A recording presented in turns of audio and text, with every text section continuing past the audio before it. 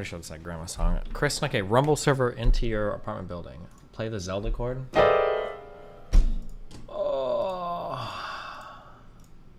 Oh, now it's working on YouTube. I wonder why my internet does that. I could just stream on Rumble for the rest of the night, I guess. Fuck it. Oh,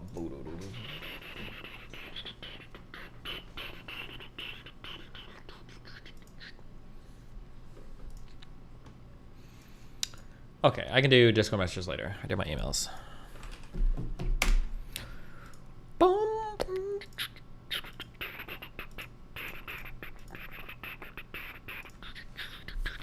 I thought you had fiber? Yeah, but I mean, like, my Rumble internet is working, but my YouTube internet was not. I don't know why.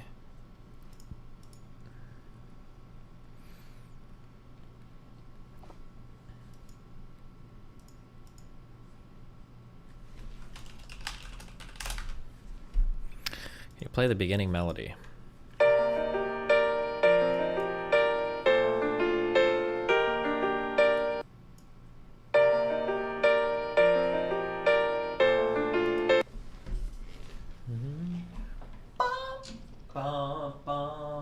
Oh God.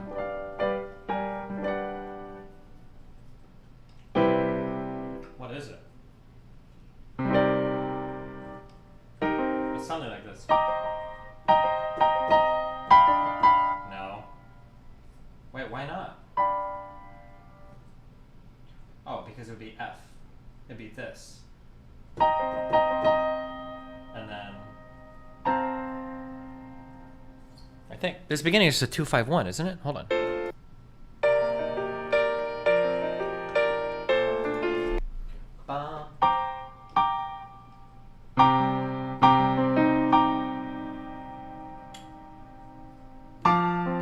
It's this. No.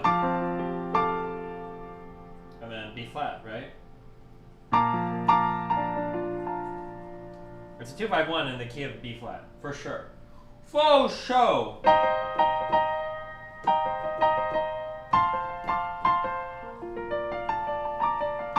And then there's another chord. I don't know what the next one is though. Don't know, don't care. Okay.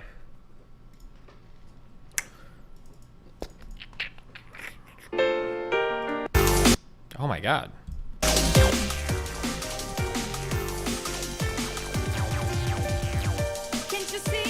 Oh my God. Never mind. Okay.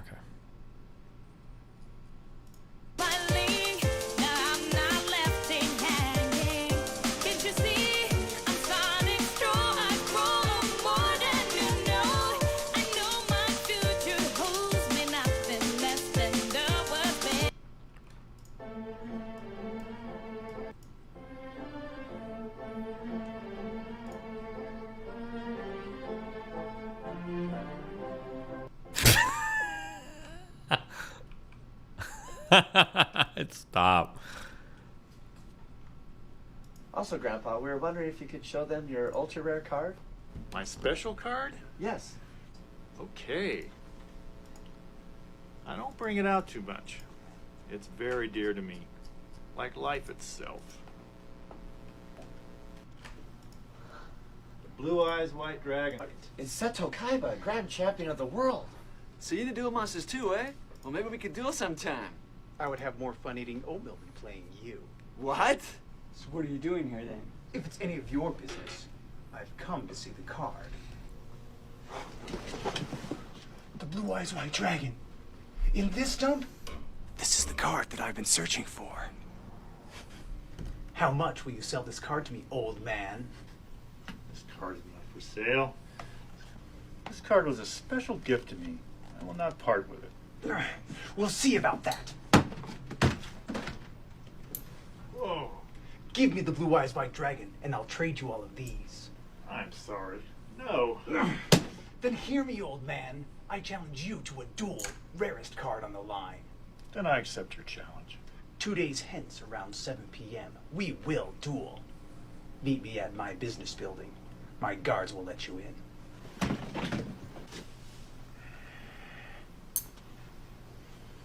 Is this like a real scene from the show, or? Why do you let that prick talk to you like that? Why are you dueling him anyway? Teach that boy what dueling is all about. Yes? Oh. Do you remember the, do you remember this scene? Whoa, sorry.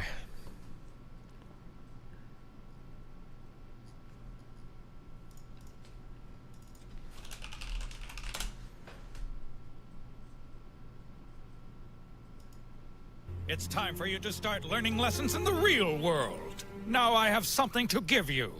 I think you'll be quite pleased with it. Hobson, present Seto with his gift of $10 million. Relax, you two. Everything in life comes at a price, so if you think I'm just handing this money to you, then think again. I am lending you this small fortune as a test. A test? That's right. You have exactly 1 year to return the money to me. Is that clear? But you must pay me 10 times that amount next year. If you pass this test, you will prove to me you have the business skills necessary to call yourself a Kaiba. This is all explained in your contract, Seto. Pass and you earn the last name Kaiba. Fail and it's back to the orphanage. I accept. Now that's a very wise decision on your part. My assistant Lecter is the only one allowed to help you. You have 1 year to pass. What are you gonna do, Seto? I mean, turning $10 million into $100 million in only 1 year seems impossible. Hey, don't worry. See, business is just another game.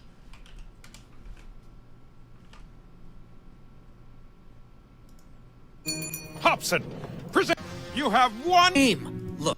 Possible. Hey, don't worry. See, business is just another game. Look, there are 100 cards here, right? Now pretend each card represents a piece of a company. Yeah? Well, this is where it all becomes a game. The trick is to own more cards than anyone else. If you can do that, you'll control the company.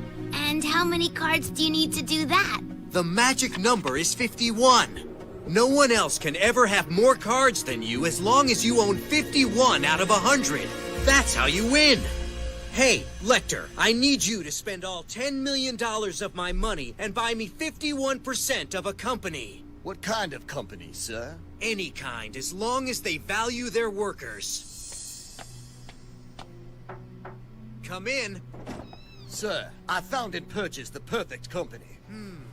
This company is known for treating its employees like family. How cool! Your very own company! Is it gonna make you all the money you need? That's a good question. You see, this company doesn't make much money, but there is a way that I can use this company to get what I need right now. Force the president to run the company my way. What? Why should I buy the company back at 10 times the price? Because if you don't, I'll shut this place down, leaving all your employees jobless. You are horrible, and you leave me with no choice. With my help, you made 10 times your money back. Where's the flaw?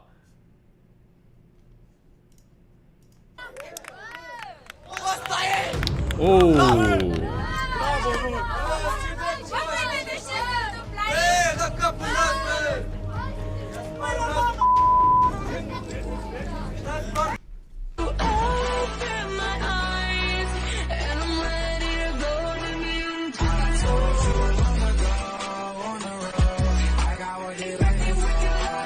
Okay. Already know I'm obsessed with it. I can't get enough. Back with another milk. Help! Help! Help me! Help! Already know I'm obsessed with it. Wait, I don't get it at all. I can't get enough. Back with another milk. Help! Help! Help me! Help! Already know I'm obsessed with it. I can't get enough. I don't understand the joke at all. Am I supposed to understand the joke?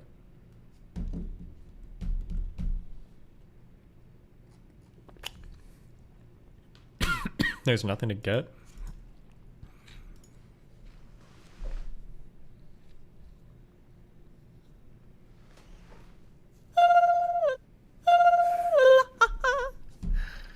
Guys, why are you looking at such dog shit memes today?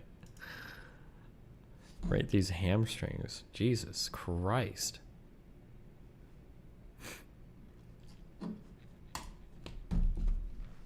Oh, I think I have an eyelash in my eye.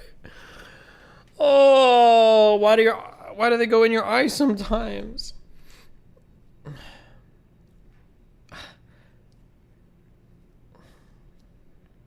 They're not supposed to go in there. What I do is I kind of just put my hand in my pocket and then hold it. And in pocket, that's good, but not great. Why? Well, you have to keep your hand there and people might wonder why your hand's in your pocket. Very good, Alex, and you don't want to arouse suspicion. What strategy do you use? I just tuck it in my waist just straight up and then shirt over. Good, that's the second best approach, but the best approach, class, is to not do anything. Despite what you think, people don't actually notice when you have an Mr. Johnson, that can't be right. People would definitely see it. Good, Alex. Just testing to make sure you guys are paying attention. Of course they'll notice.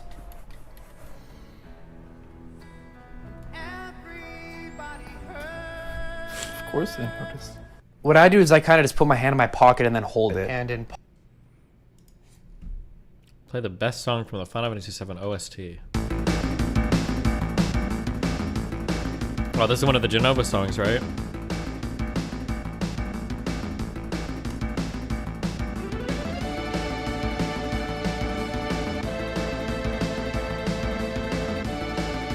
Is this Genova Project? What's the name of the song? Thanks for putting the titles in fucking Japanese.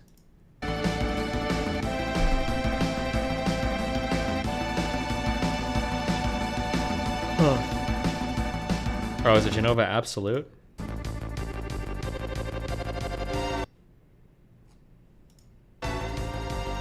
Oh, no, this is the...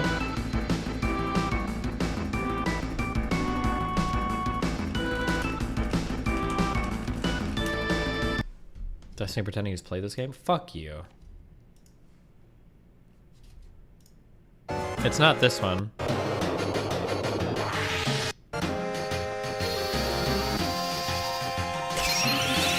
Why would you ever use this dog shit spell? This material is so bad. Oh, they played normal boss music for the last Genova fight? That's kind of lame.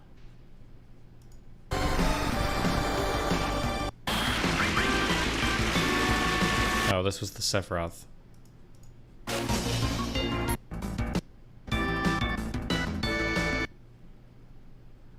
The best song is the motorcycle chase song. That's an okay song. Alright. You play... Hey, yo, Cash, rock out, man. Retro.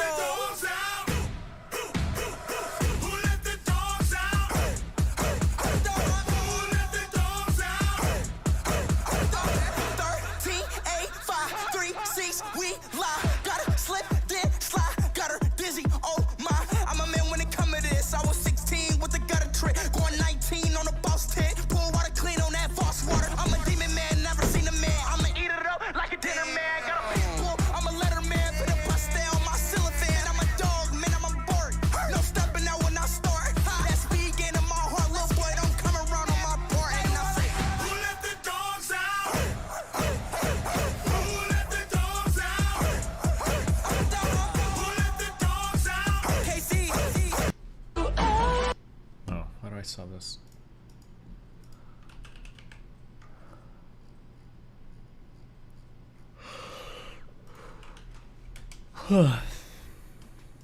La la la la la la la，反转的日子开始啦！啦啦啦啦啦啦啦啦啦啦啦啦啦啦啦啦，不是？诶？不是。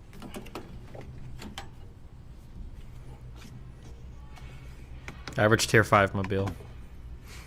哎，又是一天。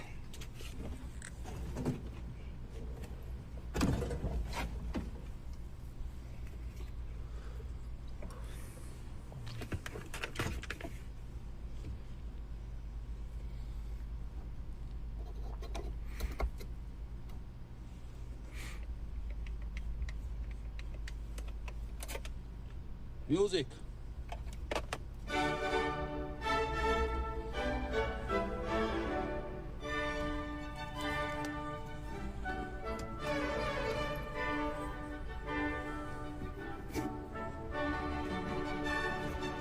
请您在输入密码前确认周边环境是否安全。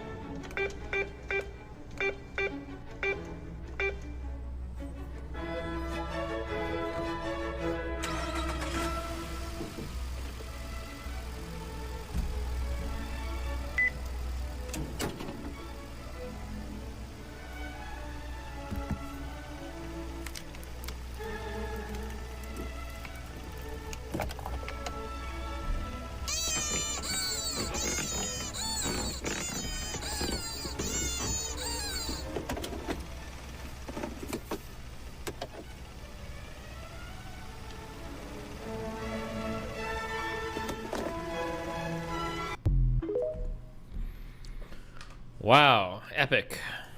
Let's find a more epic meme.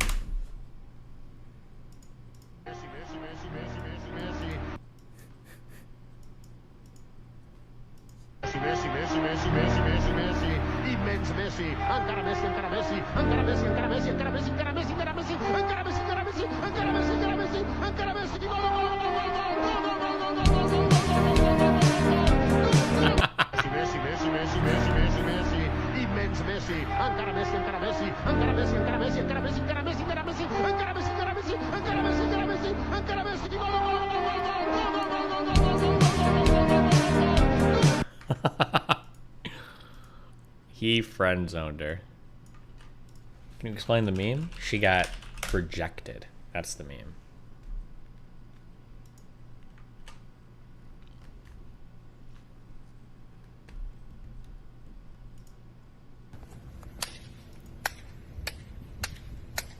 Or if you want to view it more cuckly, you can say that the guy was being nice to the girl because she was drunk. Lame.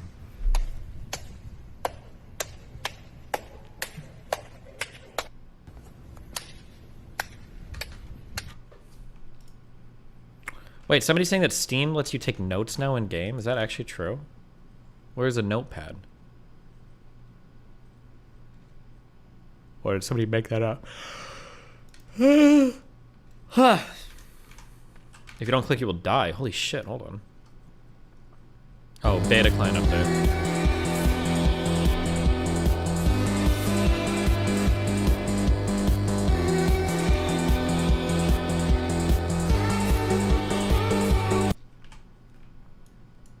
Wait, bottom right, idiot. Guides, achievements, settings, bottom right, where? Fundamentals.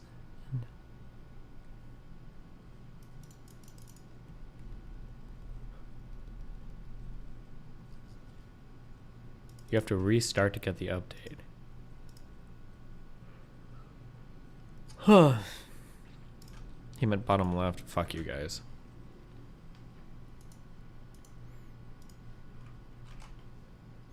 Okay, guys, listen. I need to go get something to eat, okay? I don't know why you keep linking this. Some guy's walking around pepper spraying homeless people. I don't know why. It's kind of fucked up. Seems pretty weird.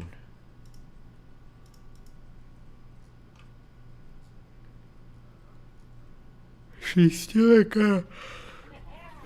Huh.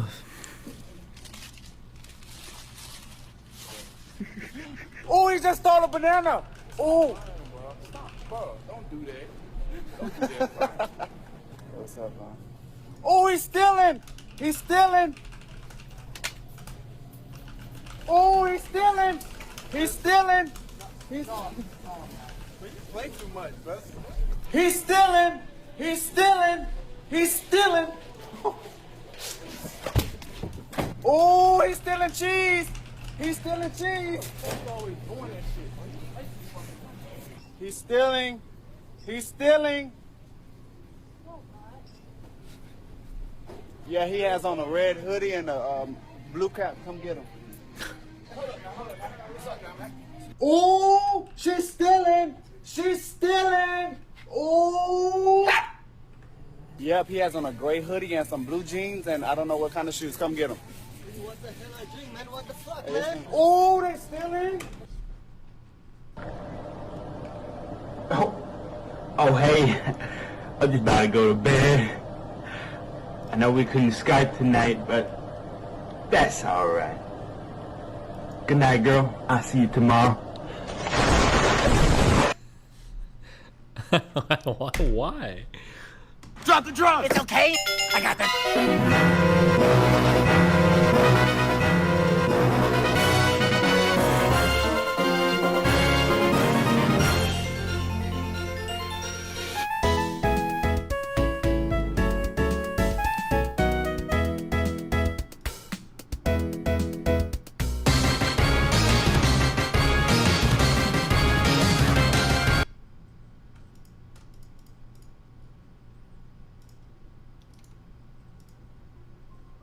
Why? Is this the...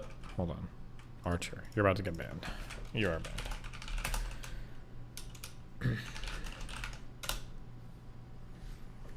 I already know what this is. I think I like when it rains. I just knew that boy's pappy wasn't going to the store to get the milk. It's right behind that glass where he should be. I think I like when it rains. What?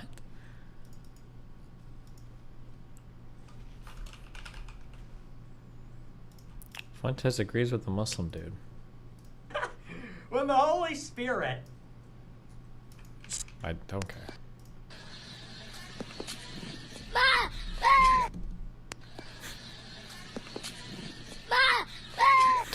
What the fuck? Okay. Can I go run to that? I'm just gonna go run and pick up food. I'll leave my stream on, okay? Should I leave my stream on? Grimes comedy.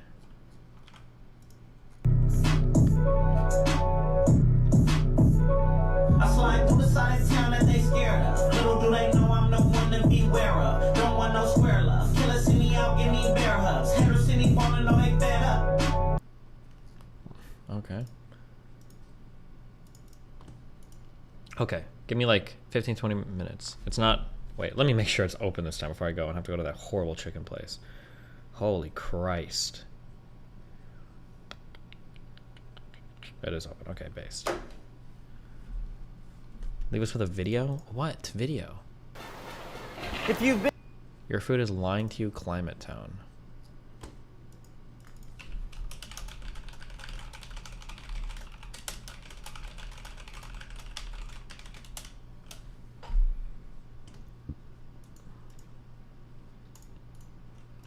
Turn on XQC as a babysitter? Oh, true. I should just play as XQC. He's not even streaming. Fuck.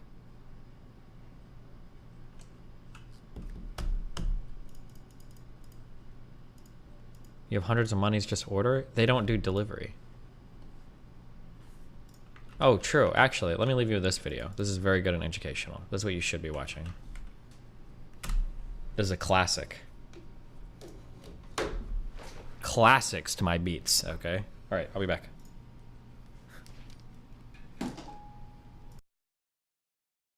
In this video, I'll be explaining exactly what I do to collect Watch for Rolling Rocks in 0.5 A-presses. But first, we need to clear something up, because every time I post a half A-press video, I get the same comments over and over asking what it means, even though I always have a whole paragraph in the description explaining it, which even starts with, if you're wondering what a half A-press is, read this before commenting to ask.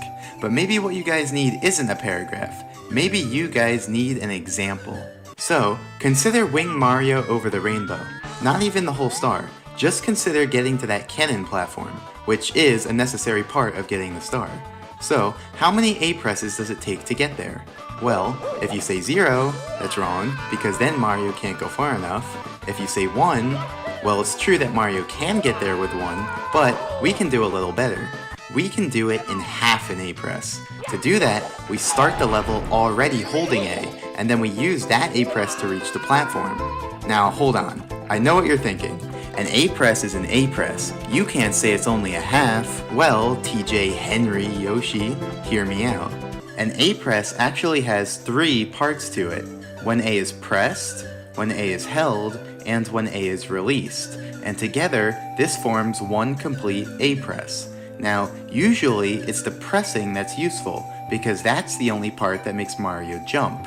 However, Sometimes it's sufficient to just use the holding part, which allows Mario to do little kicks, to swim in water, to fall slowly while twirling, and to fall slowly with the wing cap.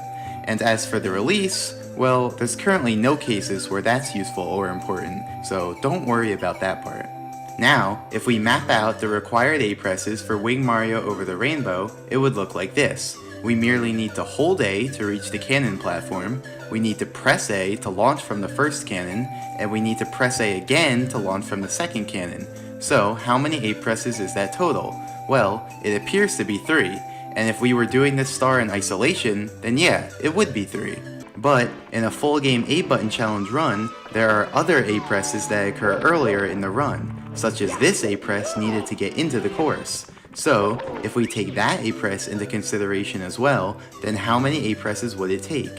The naive answer would be 4, 1 to enter the course, and the 3 within the course that we established earlier. However, we can do better.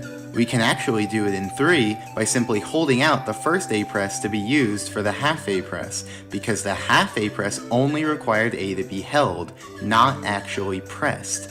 So in this fashion, Wing Mario Over the Rainbow only adds on an additional 2 A presses to the run, since the first A press just leeches off of a previous A press. So to capture this phenomenon, we call it 2.5 A presses. On a single star basis, you'd round that up to 3, but in a full game run, you'd round it down to 2.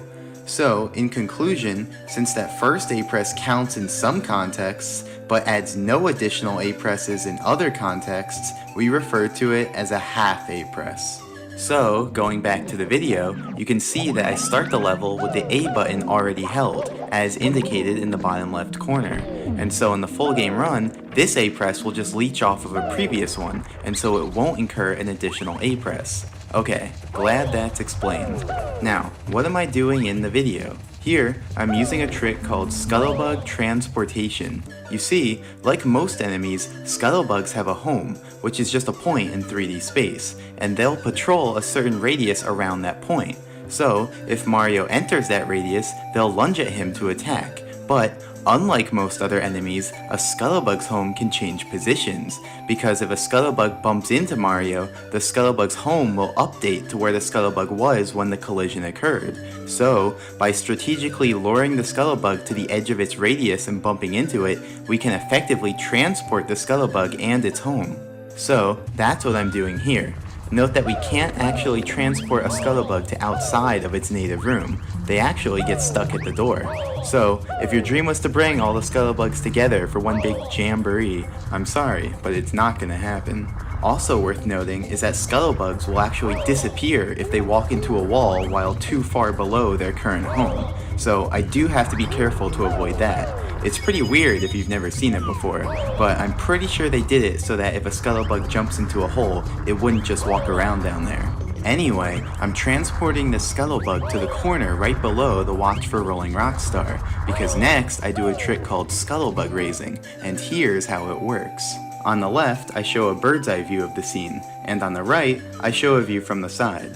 Now, when Mario leaves the Rolling Rocks room, the Scuttlebug deactivates. That's because the room, and everything in it, are only active when Mario's in the room, or standing in a small region right outside the door, indicated here in yellow.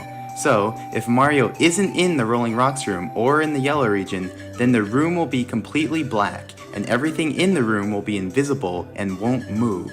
Conveniently, this allows us to raise the Scuttlebug by performing the following steps. First, Mario enters the Scuttlebug's radius. Although the Scuttlebug is invisible and can't move around, it can still turn towards Mario and activate a lunge. Then, Mario leaves the radius and the Scuttlebug returns to facing its home. Next, Mario enters the yellow region to activate the Scuttlebug. The Scuttlebug will perform the lunge that it started, but cleverly, we have Mario exit the yellow region right when the Scuttlebug is at the peak of its trajectory, thereby deactivating it so it won't fall down. And finally, since the Scuttlebug moved past its home, it turns around to face its home once more. Now, we've gotten all the height we could out of the Scuttlebug's current lunge, but that's no problem because we can just activate another lunge by repeating this procedure. Activate a lunge while the Scuttlebug is deactivated, reactivate the Scuttlebug just for the upwards portion of its trajectory, and then repeat. As simple as that. So that's what I do here, and I have a second screen to show it from the Scuttlebug's perspective.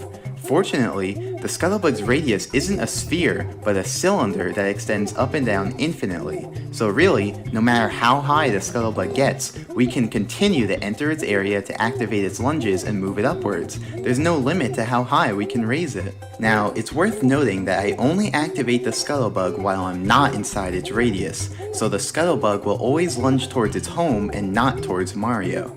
This causes the Scuttlebug to effectively travel straight up above its home, but alternatively, I could have activated the Scuttlebug while inside of its radius, and in that case, the Scuttlebug would always lunge towards Mario instead of towards its home. So it would actually make its way towards the door and then travel straight up from there.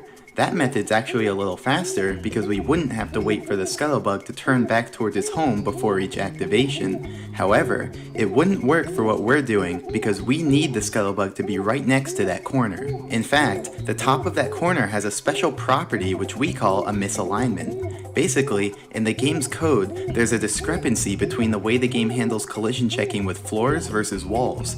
This results in a 1x1 unit area where Mario can get under the floor without being pushed away by the walls. And if Mario's less than 79 units under a floor, he'll snap right up onto it. So that'll be important later for getting up there. Anyway, now it's time to build up some speed, and I mean a lot of speed. So to get that speed, we're going to use a trick called hyperspeed walking, and here's how it works. You probably already know that there are some slopes in the game that are too steep to stand on. Mario just slides off of them. But did you know that you actually can stand on these slopes if they're submerged in shallow water? In fact, the underwater portion of these slopes has a special property. If you try running uphill on them, you'll end up running backwards at an increasing speed with no upper bound. But in most circumstances, this would cause us to end up in the water before building up any real speed. We can get a little more speed by running nearly parallel to the slope but ever so slightly uphill, but eventually the slope runs out, or we move too fast to round a corner. But there are some ways to have Mario walk while staying in place. For example, if there's a wall perpendicular to the slope, then we can use that. That allows Mario to build up quite a bit of speed before he breaks through. However, if the wall isn't perpendicular to the slope, then we end up sliding down into the water.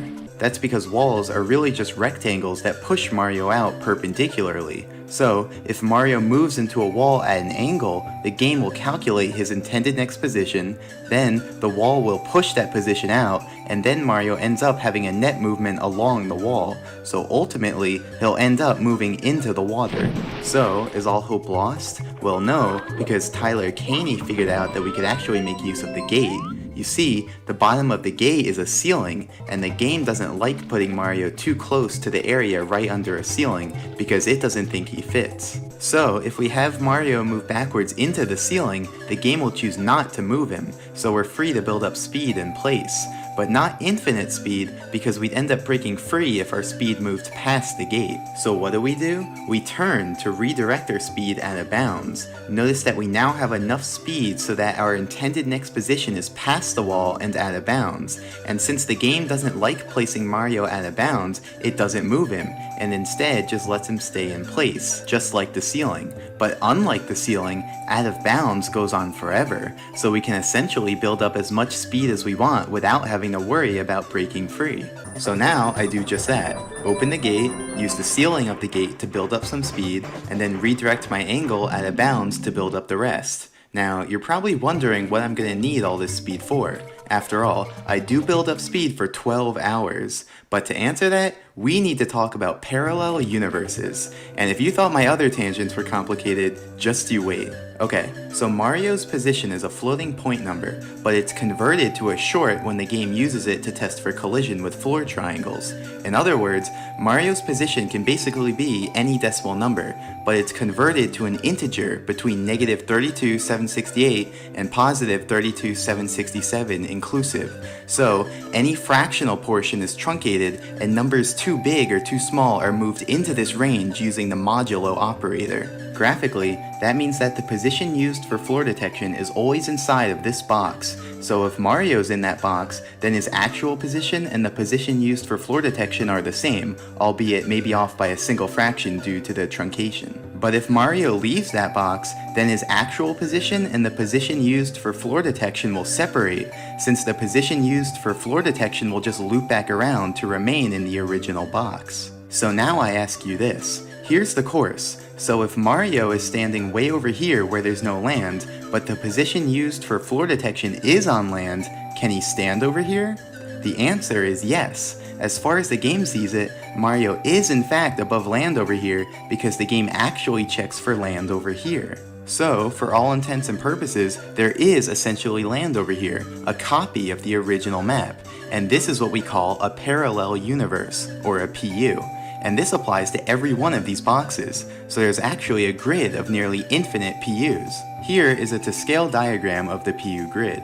As you can see, the PUs are actually pretty far apart, but I'll be taking some creative liberties and drawing them closer together for the sake of clearer visuals. Now, PUs aren't as glamorous as you might think. The graphics are only found on the original map, so the PUs are completely invisible. Furthermore, PUs have no objects, like elevators or item blocks, no enemies, no items, like coins or stars, and not even any walls, so really, it's pretty barren.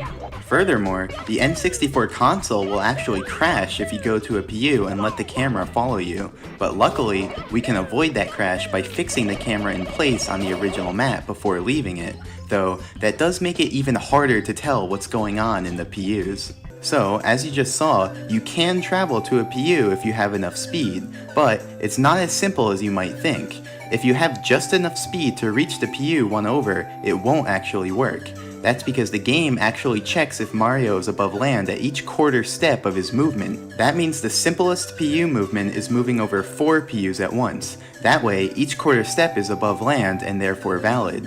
For simplicity, we call this quadruple PU distance 1 QPU. Now, up until this point, I've been glossing over a very important detail, which I now need to clear up.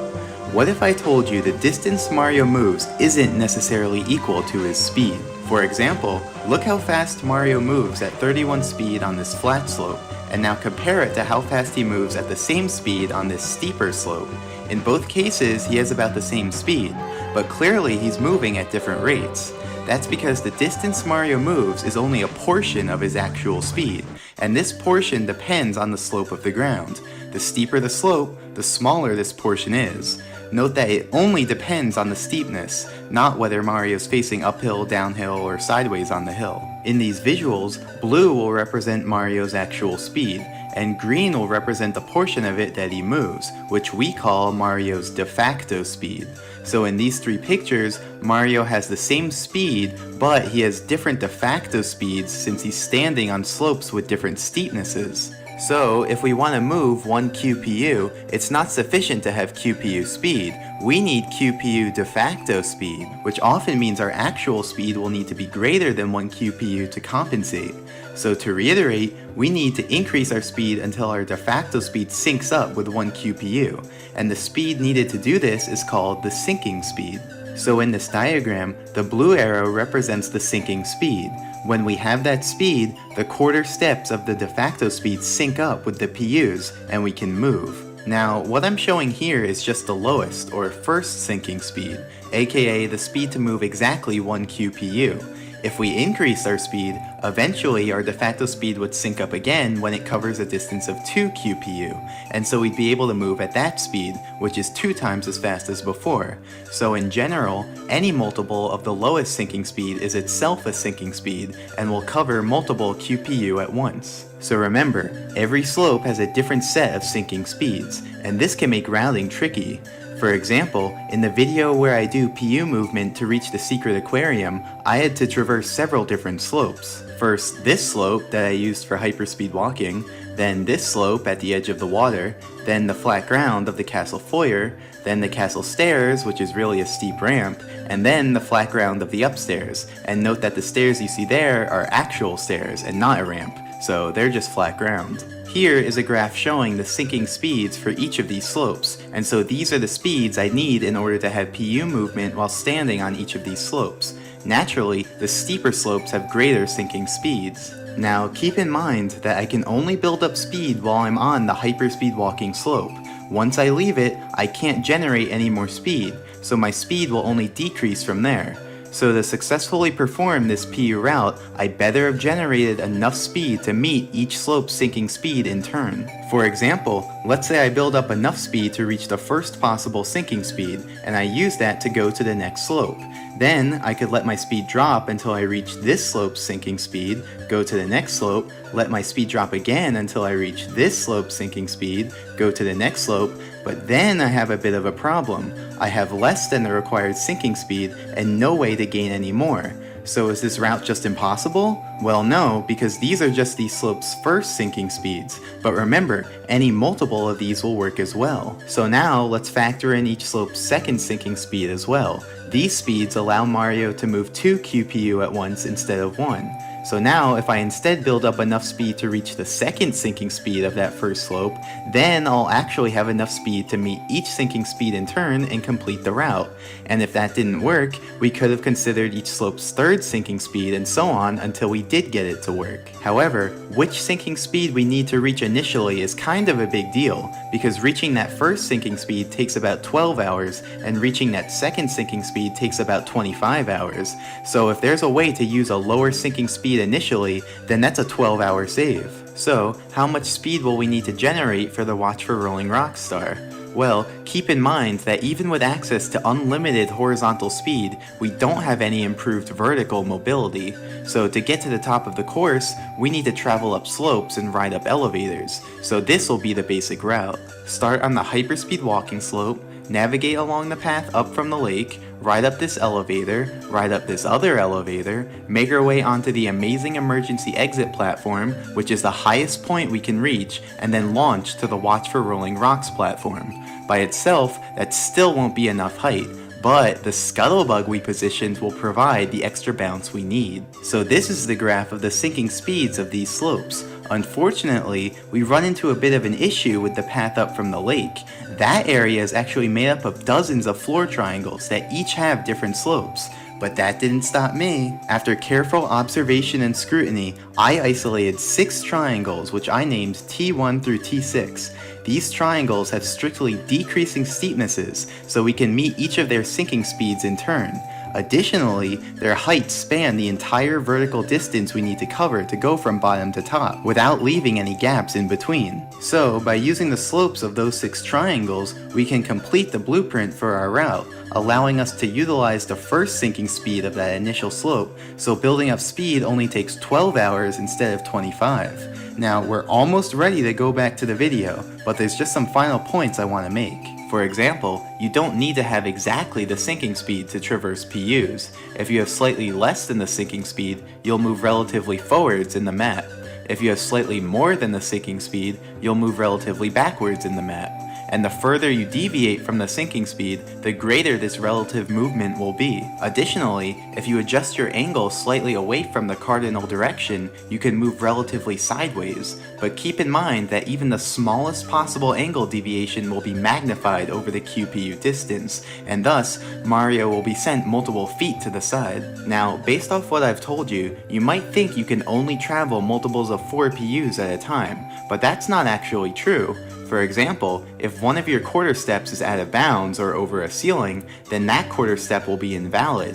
And since Mario moves up to but not including the first invalid quarter step, he can in fact end up stopping prematurely at one of the quarter steps. Separately, if you change slopes during a quarter step, your de facto speed will change and you'll alter the distance of the next quarter step, and so most likely it will no longer sync up with a PU and you'll end up stopping on the new slope. Finally, for simplicity, the set of PUs that are multiples of 4 away we call the QPU grid, and if Mario's on the QPU grid, then we say he's QPU aligned.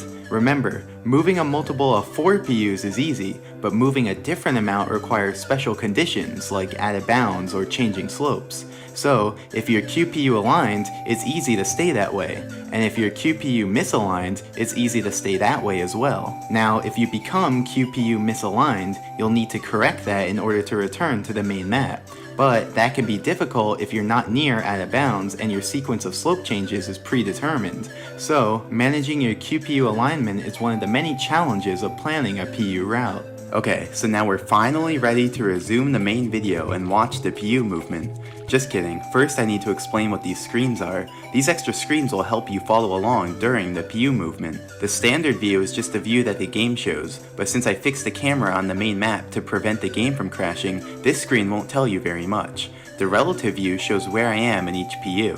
This is what it would look like if I let the camera follow Mario around, and if PUs weren't invisible. The relative map also shows where I am in each PU, but from an overhead perspective. And finally, the PU map shows where I am in the PU grid. Okay, so now let's really start. So, as I explained earlier, I navigate up the path from the lake using the 6 triangles I isolated, and I've marked them in the relative map so you can follow along. So basically, I get onto a triangle, let my speed drop until I'm around the sinking speed for that triangle slope, then navigate uphill on the triangle, and then move to the next triangle. Using what I taught you, you should be able to follow along with my movement. For example, I'm able to move relatively backwards because I have slightly more than the sinking speed. Whenever I move sideways, it's because I'm slightly angled away from the cardinal direction. And every time I move from triangle to triangle, my QPU alignment changes. But cleverly, I planned it in such a way that they'd all cancel out by the end and I'd end up QPU aligned. So right now, I'm on the 6th triangle, so I do a little zigzag to bring me back towards the main map, as you can see on the PU map screen. Remember, I need to return to the main map in order to access the elevator, since there are no objects in PUs. As you may have noticed right there, the elevator didn't register me until I started kicking, and that's actually the reason why I've been holding A this entire time. By holding A, I can press B to do these little kicks. Without these kicks, I go through the elevator, but with the kicks, I can ride it up to gain precious height. Okay, so now we're closing in on the end. The final movement I do will be a kick onto the amazing emergency exit platform, then turn and launch myself towards the Scuttlebug. That movement will bring me 10 PU to the right and 3 PU down, but since I want to end up on the main map, I reverse that displacement and so position myself 3 PU up and 10 PU left. While doing that, I simultaneously position myself in the correct relative part of the map to make the movement work. Okay, now don't blink. And there we go. By bouncing on the Scuttlebug and ground pounding in the misalignment, I achieved just enough height to get onto the Rolling Rocks platform. Here, I show an abridged version of the Scuttlebug raising, in case earlier's viewing. We were just talking about that time you had sex with your teacher. Can you tell that story again?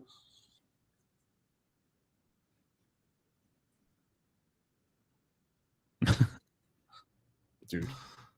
But sorry, hi Destiny. Sorry, just to dive back into it.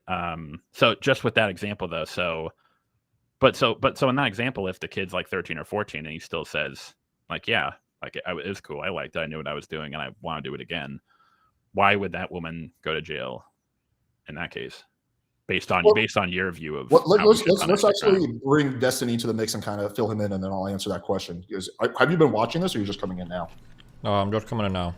Yeah, so let's kind of explain to him really quickly where we're at with this discussion, because otherwise he's going to be like just lost. So basically, right now we're having a debate about the impact of teachers having sex with their students, whether it should make a role where the teacher was female or male. So Macabre, I think, has a similar position as you, is that it doesn't matter whether the teacher was female or male, right? It's equally wrong either way. The argument I've been making is that there's kind of needs to be nuance to it, and if the student was like a 17-year-old male and the teacher was like a 30-year-old female, and like it didn't negatively impact the student's life, I think that should be different punishment compared to the fact if it's like a fucking 30-year-old male and 16-year-old female and that chick is like traumatized, you know? So that's kind of where we're at with this discussion right now.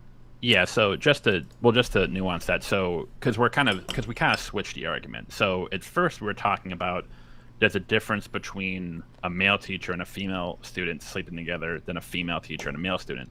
But then we kind of amended it to say, or you sort of amended it to say that, well, it's about the severity of the crime and the effects that it has on the student. So it's not really a gender thing anymore. It's more about if it is shown that the student suffers, whether mental, physical, emotional distress from the interaction, then the jail sentence should be, heightened. The issue I have is that, especially when we're talking about younger kids, like 15, 16, sometimes the effects of these relationships may not manifest them. Well, not only do I not see a difference in the effects between men and women based on all the research I've done, in terms of the negative effects it can have on their lives, but sometimes these effects may not manifest themselves until years down the line. So again, like if it's like a 14-year-old boy, he's like, and he gets molested by his teacher, and the kid's like, yeah, it was fun, I liked it, it was awesome. But then 5 years later, he's like, yeah, no, I thought it was fun at the time, but looking back, because we see this a lot with in any sort of abusive relationships. Sometimes when you're in it, you don't really realize that actually, no, that was kind of fucked up. Actually, no, that was not a healthy relationship, or she did a lot of shit that I wasn't comfortable with, but I wasn't able to recognize at the time because I was underage, I was a minor. Yeah, but I think you can make that argument about any type of relationship. You can be people typically start dating around 13, 14. I had my own first girlfriend when I was 13, right? And you can go back and be like, yo, you know what? That was a really fucked up relationship I was in 5 years ago, right? You can retroactively change your mind about a lot of things. That's why the legal system. The difference is though is that there's a minor involved. Right. No, I understand that component. Right. So I'm not saying that teachers should be get off scot-free. What I'm saying is there should be nuance to it, and we should take into consideration a lot of things. I think the kid's age there should be a massive difference between whether the kid is 13 or 17, guy or girl. Right. So there should be kind of a sliding scale when it comes to punishment. And the other factor that should be considered is the impact on the victim, right? Whether that student became suicidal afterwards or he was just getting high fives from all his friends. That's another thing that should be considered. You're saying, well, sometimes he might have a positive opinion on it, but then 5 years later realize it was negative. But that every single thing is like that. You can say that about any possible interrelationship, dynamic, activity, anything. You can think something's good in the moment and change your mind later. I mean, that's why I guess you can have during court cases they have psychiatrists testify, right? Because they're trying to literally, they're like, okay, well, we don't even trust you at your face value what you're saying, so we're gonna have a psychiatrist testify and give his opinion on the situation. So I just want to kind of get a nuance there when you kind of keep using the words change your mind. This isn't really what I'm talking about. What I'm talking about is if a 15-year-old boy has sex with his teacher, if he gets molested by her, and then 5 years later he starts to, it's not that he's changing his mind. It's that he's realizing, oh shit, this relationship did kind of fuck me up in ways, and it did affect my views on intimacy and relationships and romance. So I don't think changing your mind in that regard, because that almost makes it sound like you're oh, it's different now.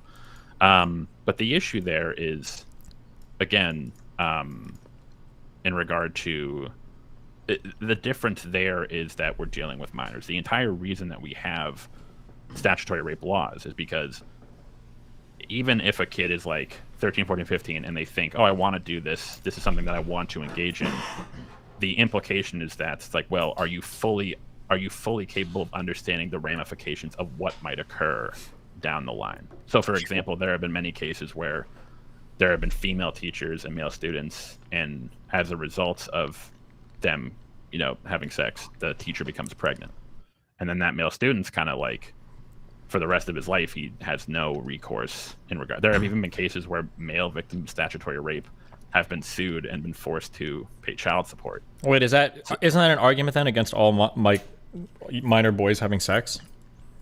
In terms of the boys in general? Yeah. Well, the difference there is in one case because he is having sex with someone who is above age. Again, yeah, but what's the difference there? Girls that are below age can still get pregnant, right? Yeah, but in this case, we're talking about the punishment. We're talking about the punishment that should be dealt out to the individual. So the teacher, in this case, again. Yeah, but it sounds like can't you get if the standard here for informed consent is you can have sex with a person, but you can't actually when you're a minor because you're not informed of all the potential negative outcomes like child support or somebody getting pregnant. Wouldn't that make it equally immoral for a 16-year-old boy to have sex with a 16-year-old girl? Well, no. Well, because she could still get pregnant and then sue him later for child support and all that too, right? And he it could be equally as devastating for the victim. But I think the difference here would be in the case of what would the punishment be for the adult in the scenario. Okay, let me ask you like this. Okay, do you think that, for example, all right, let me start off with a really basic question. You would agree that whether the kid is 13 or 17 should affect the punishment that the teacher gets, right? In terms of statutory rape? In terms of how many years they go in jail for. So meaning someone who has sex with a 12-year-old kid should go to jail much longer than someone who has sex with a 17-year-old kid. Would you agree with that? Yeah, I think that's fair. Okay, cool. So then the second thing is, do you think that, would you agree that, for example, if that person who, the kid or the student or whatever who has sex with a teacher, if he has a very visible negative effect, like he becomes suicidal, he becomes depressed, he gets made fun of, and that can be like proven, that should have a harder punishment than if the kid has a positive effect where everyone's just giving him high fives? Would you agree that the punishment should be at least somewhat different? Well, it depends on when those symptoms are manifesting themselves, right? Well, we're assuming like within several months of the crime. Well, that's sort of the issue, where in many cases with a lot of these boys, is they don't really sort of like realize it until these issues don't really manifest until much later. Okay, not even a couple months, but even like years down the line. Okay, so but then the issue there I would have is, and maybe we move past this point, but then what I would sort of, to go back to your original point in regard to male teachers and female students, does that hold true for those cases? Like, so if a male teacher fucks like a 15-year-old female student and she gets slut shamed and she becomes depressed and suicidal, that would be different. Or if there was a case where the male teacher fucked the female student and she didn't seem to exhibit any sort of negative effects and she saw it as a positive experience, do you think that male teacher should still face a harsher punishment than if the sexes were reversed? Well, no, I think that to me, it's more about the impact. It's less about, so the thing is that I'm just taking what you said at face value earlier, which is that often when a male student has sex with a teacher, that's a negative impact on his life. So I'm just assuming that's true based on you saying that. That's not what was my impression based on all the anecdotes I had before that. So if that is the case, then gender shouldn't really matter. It should just be about the impact on the student that it has. So okay. I don't think it should really matter then what the gender is, if what you're saying is true. Before going into this debate, I didn't assume that was the case. But yeah, I think, okay, so let me pose the question like this. You're a judge, right? I'll make you the judge. You're the grand fucking Supreme Court leader of the United States. You have two cases. They're similar and different in some ways. So here's the similarity. They both involve a 30-year-old teacher and a 16-year-old kid, right, who's a male. In one of the cases, the 16-year-old kid, when he testifies, he says, he's like, honestly, it was fully consensual. I was super into it. She like, and honestly, it hasn't affected my life at all. I'm actually happy it happened. Versus the other one, the kid breaks down saying, I'm suicidal now. I can't go back to school. My social life is over. You would still give those both teachers the same punishment? Oh, was that to me or Destiny? Yeah, to you. Oh. Well, hang on. Well, in that case, was the student, because the implications that the student was that enthusiastic with the relationship at first, but then the effects came afterwards. Let's assume it was both. Neither one of them was like rape. It was just statutory rape. Neither one of them was like they were both like initially like I'm super. Yeah, they were both initially down, but one of them, it had a super negative impact on his life. He's suicidal. Another one is like happy about it and like thinks it was a positive experience. I'd give him the same punishment. Yeah, I'd probably stick with that, because the issue there is that, because I think the issue when we're talking about, the effects that might come later, or like if we're talking about like if they're a 13-year-old and like, because again, like I think you agree that like, well, if they're younger, but if the kid's like 13 and he still thinks it was awesome, why should that be a harsher punishment? Because we kind of agree that there's something else, there are some gray areas there. So the issue, the best way to sort of accommodate for them is to just give them the same punishment. Well, I think that I disagree with that. I think with pretty much every crime, we have aggravating and mitigating circumstances. That's how literally every single thing works, including murder. We look at all those things. So why would this be any different? Like, why would we not look at aggravating and mitigating circumstances? And because the crime itself isn't based on the effects, like it isn't based on the specific effects, whether it was positive or negative. It was the fact that the adult in the situation engaged in sex with a minor. That is the issue right there. Whether that minor thinks it was like a good thing or they didn't like it after the fact, when the teacher in that situation said, yes, we're doing this, that. But why is it if I drink and drive and I hit Destiny, and one of the examples he's fine, the other one he is in a coma, I get a much bigger punishment if he's in a coma? My action was exactly the same. I was recklessly drinking and driving, but my punishment would be totally different. Why would that be the case there? Well, it's not, because in one case that you're committing the same crime, drunk driving, but in one of those cases, in that situation, is causing a lot more harm Damage. on Yes. Destiny. So wouldn't it be the same thing here? If one of those situations are causing a lot more harm on the student, therefore that should be worthy of a bigger punishment. If the harm is but again, the issue is that for a lot of these cases, like this sort of trauma and stuff, the repercussions don't come. It's not like a thing where it happens like immediately after. Yeah, but you can make the same argument. Destiny's fine for the first 5 years, and his back starts hurting, and then he's a cripple and can't walk. Like, you make that argument about anything. Yeah, but in that case, we kind of go back to my argument where it's like, if like 5 years after the fact, the student like comes out and says, "Hey, actually, I'm realizing that like that was really fucked up. I'm suffering from anxiety, depression, what have you." You kind of agreed that we can't go back and like jail that teacher. Gets like, well, hey, because there's limits on like how long you could convict someone for. I forget what that term is, but yeah, we have limits on that. Yeah, but I think so in that case, the thing would be, it's like, okay, well, you're committing statutory rape, and thus the punishment for it should be the one for statutory rape. I just don't see why statutory rape would be treated differently than like every single other crime where we consider aggravating and mitigating circumstance. So that's what here's a better. I think this is a better, because we're kind of going to the. Wait, can I give you? Sorry, can I just give you right here, just real quick, just because maybe we can kind of clear it up with this one. So let's say a female teacher does have sex with like 15-year-old, 16-year-old boy, and then after he's like, yeah, no, I was cool with it, it's fine. I don't have any regrets about it. Do you think that woman should not be jailed at all? Ooh, big question. Do I think she should not be jailed at all? I mean, that's a tough question. So give me the example again. So he's 16, he's totally cool with it, and and then that's basically it. That's what I'm seeing as a judge. Yeah. I would. Does she have a criminal record, or is this the first time? First time. First time. Yeah. If I was the judge, this is going to be a hot take. If I was the judge, I'd probably take away her teaching license, put her on probation for 3 years. But yeah, I would probably not put her in jail. Damn. I think we have enough serious fucking criminals who are doing like very malicious shit that's hurting a lot of people, and our jails are overfull, and we have the highest incarceration rate in the world. That the last thing we want to do is put hot teachers away who are not really hurting anyone by fucking. So only the hot teachers would escape punishment in your world? Alex, you gotta. Well, the hotter the teacher, the less the punishment. Wow. If as the judge, I suspect that the teacher is busted, then like that. She's that unfortunately is, I think, a factor in a lot of these cases where, like the Cameron case that I mentioned to you, where, you know, it's like, even though she was the adult in the situation, it was framed as if he ruined her life because, oh, she's this sweet teacher and she didn't realize what she was doing. When in reality, like she knew what she was doing. Well, I don't have like a hard position on whether she should get jail time or not. I think if you want to make an argument that she should go jail for a few years, I'll be okay with that.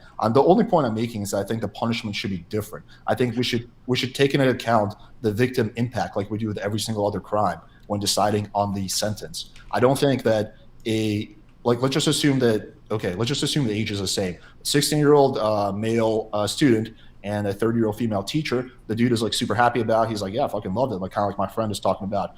Versus we have a 30-year-old male teacher, 16-year-old female student who's like depressed, says that she felt taken advantage of, says she's suicidal. Like, I just don't think those two should go to jail for the same amount of time. Like, I think there should be a difference. Ooh. Well, I think the issue there is that when kind of going back, even if I still would probably say like they should be sent to jail for the same amount of time, even if if it was the teacher and the student had a positive, like they said they had a positive experience versus a negative one, I think it should be the same. Now, I could maybe see an argument, because in a lot of these cases, it doesn't just stop there. It kind of like, it'll start with that one encounter, but then the kid's like, actually, I'm not comfortable with this. And then the teacher will kind of get a lot more possessive. Like they'll threaten them. They'll do all this like really fucked up shit. And that's kind of when the kid realizes, well, yeah, that should be an aggravating circumstance. But in those cases, so I could maybe see an argument for, hey, maybe if like there was like, it was that sort of shit where it was like the woman was being very predatory and like way more like intense and like, you know, manipulative, maybe I could see an argument for like, okay, maybe we should give her a longer sentence than this woman. But I think the idea that a female teacher like molesting one of her male students, not going to jail at all, I think that's the linchpin where it's like, that to me sounds insane. Yeah, I don't have a firm position on that. If you think she should go jail for a year or two, I'm not gonna like fight that. I'm just saying that the punishment should be different. And I do agree with you that how predatory the teacher was, regardless of sex, should play a role. Was there coercion involved? Like that's a huge factor. Who was the one that initiated, right? Like I think all those things should play a role. Well, no, hang on. I would just say like, wait. Let me make this last point. Just last point. We were talking about earlier about like someone who, for example, is happy with the experience later, and then 5 years later says it was negative. I mean, would you then say that if, for example, I have sex with a girl and she gets called to court, she's like, no, it was purely consensual, I was fully into it, and then 10 years later she's like, oh, actually it felt like rape to me, that like that would be worthy of like putting me away for rape? Or like do we just take people at their world generally? Like when someone says something, we just generally, unless the psychiatrist like testified this person is like, not thinking rationally, assuming that's not the case, like this person is thinking rationally, we generally, like when people testify, take them at their word. We don't just assume, well, 5 years later they might change their mind. Again, so if I use the example, would you take the word of a 13-year-old over the word of an 18-year-old? Depending on what? Like, what are we talking about here? Here, let's use it better. Like, because we kind of discussed this earlier. If a 16-year-old male student says, "Yeah, it was awesome, I was cool with it, it was fine, no problems here," but then if it was a 13-year-old male student and he said, "Yeah, it was cool, no problems, I was cool with it totally," would you see a difference between those two situations, or would you? Well, I would punish them differently, because I think. But why? He said he was cool with it. Well, because I think that even though we need to, for like simplicity and legality's sake, we need to like have a number for what is like the age of consent. I think consent is a sliding scale. So someone who's 16 is more able to consent than someone who's 13. Someone who's 19 is more able to consent than someone who's 16. And honestly, a girl who's 30 is more able to consent than a girl who's 18. We just look at those the same because there's really no other way to do that. But in reality, like a girl who's 30 has more ability to consent than a girl who's 18. And it goes like that all the way down. So the younger you are, the less ability you have to consent. And as you get older, your ability increases. At 16, you're probably not at your full ability to consent, but you're much further along than when you were 12. Damn. So the issue there is, the issue there is that like you are correct that we have to have a hard line, and we do. And that is, and I believe in the US, in most of these cases, 18. So the question is like whether or not the kid was 16 or 15, or whether they wanted it or they were kind of uncomfortable after the fact, it would still be stantatory rape, and thus the crime would be the same. What if it's a mistake? But the issue, to kind of go back to your point when you were talking about, because you kind of keep sort of like saying this thing, you keep using the example of like, well, what if a girl like 10 years later changes her mind about our interaction? It's like, that's not what we're talking about. We're not talking about a kid changing his mind. We're talking about like, hey, when I was like 15, I didn't realize. Because again, we're talking about, that's the second part is that we're talking about a minor.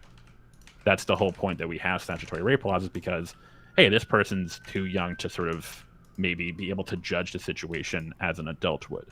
So if 10 years later they start to say, it's like, hey, actually, yeah, no, looking back, I did realize that I was in a really fucked up situation. And I'm starting to deal with the effects now. That's not them changing their mind in regard to it. Well, if the kid is testifying and saying, hey, this was a good thing, and then 5 years later he says, no, it was a bad thing, then he is changing his mind. Well, no, because, again, we're talking with minors. That's the entire point, is if when we're talking about, that's the entire reason, like when I asked you about, well, what if you asked a 13-year-old? It's like, well, the reason you're saying is because you understand that a 13-year-old compared to like a 20-year-old, a 13-year-old has less of the ability to sort of gauge the situation objectively.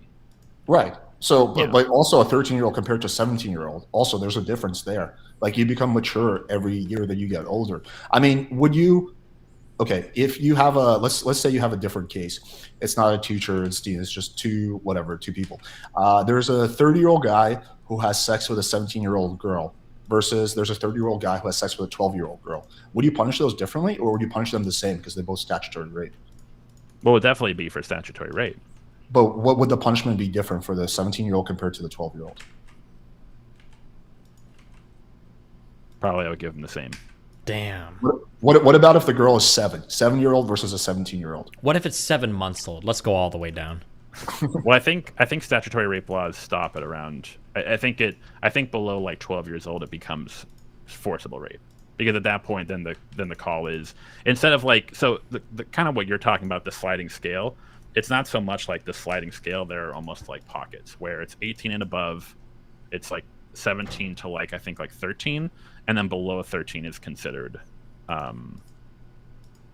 just straight up forcible rape. Because at that point, it's to the point where we're talking about kids who like haven't even gone through puberty yet, probably don't even know what sex is. Yeah, I think there should definitely be and with the kind of that is what happens. There will be a different punishment, generally speaking, between a 13-year-old and 17-year-old. We will also look at the age of the guy. If the guy's like 22 and he's just slightly outside that window, we will typically punish that guy less than the guy who's 45, right? So we do typically take those nuances into consideration when judges. Yeah, generally speaking, yeah. When judges make a ruling, from what I've seen, But in the case of like, so if a 22-year-old fucked a 15-year-old versus a 30-year-old fucking a 15-year-old, would the 30-year-old get a higher sentence? I don't know about, because I don't think so in that case. But I think we definitely. But if the dude is like 21 and he's technically committing statutory rape, but he's just like within like a reasonable window, versus a guy who's 40, who's like, we just kind of assume he's a predator, which he is. They would get a different sentence. I don't know specifically about 30-year-old versus a 60-year-old, but I do know that if he's just outside that window, even though it's both statutory rape, the punishment will be different. And we do take into account the age of the girl. If she was like 17 years old, or 17 and a half, we would punish that differently than a girl who's like 13. I'm saying they're both wrong, and the guy should be like, yeah, like you should not fuck anyone under 18. But I generally speaking, within the justice system, we do take into account all these factors. And I think the big issue, or like we kind of already went over it, but I think the issue is that we may agree that in some cases there may be sort of like a sliding scale in regard to like other factors. But I think, to just kind of touch back upon it, I think the idea of like a female teacher not facing any because at the beginning, again, we kind of moved past it, so I'll just touch upon it briefly. But like, it seemed like you were saying that like a male teacher and a female student was like inherently worse than a female teacher and a male student. Because I was assuming that there is a big difference in terms of the impact, but I'm just changing my position if what you're saying is true, that the effects are largely the same. Yeah. So again, since we've kind of resolved that, yeah, I think the issue, I can't see it like situations where it would be sort of like a sliding scale, but I think the difference is like my base, like sort of like my floor for it is different, where I would say a female teacher, even if the kid was like, yeah, it was cool, I liked it, I'm cool, would still face jail time for statutory rape as like a minimum. And then it could go higher depending on the sentence based off of how many times they do it, what other things were involved.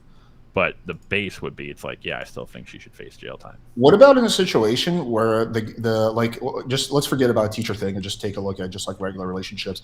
What if in a situation where the girl lies to the guy? So he thought that she was 18, but she really was 16. Do you think the punishment should be the same if compared to a situation where he knew that she was 16? I actually have to look into statutory rape laws, because I think that's actually one of the most... Well, just your personal opinion.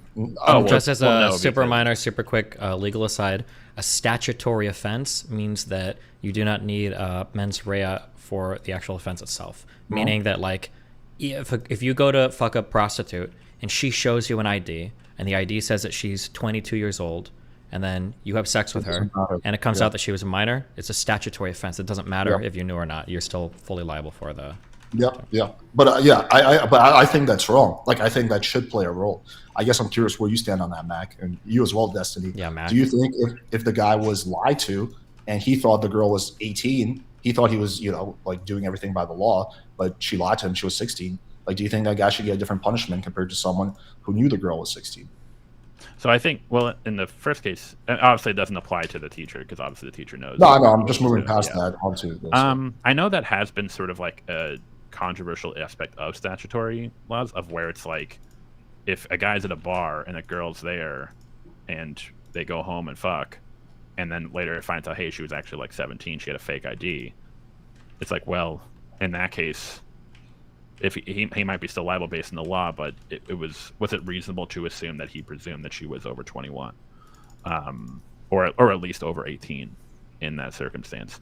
I'm not a fan of that. I think in those cases there should be leeway if it's proven that like the guy did not know, or he at least had, what's what I'm looking for, reasonable suggestion to believe that she would be overage.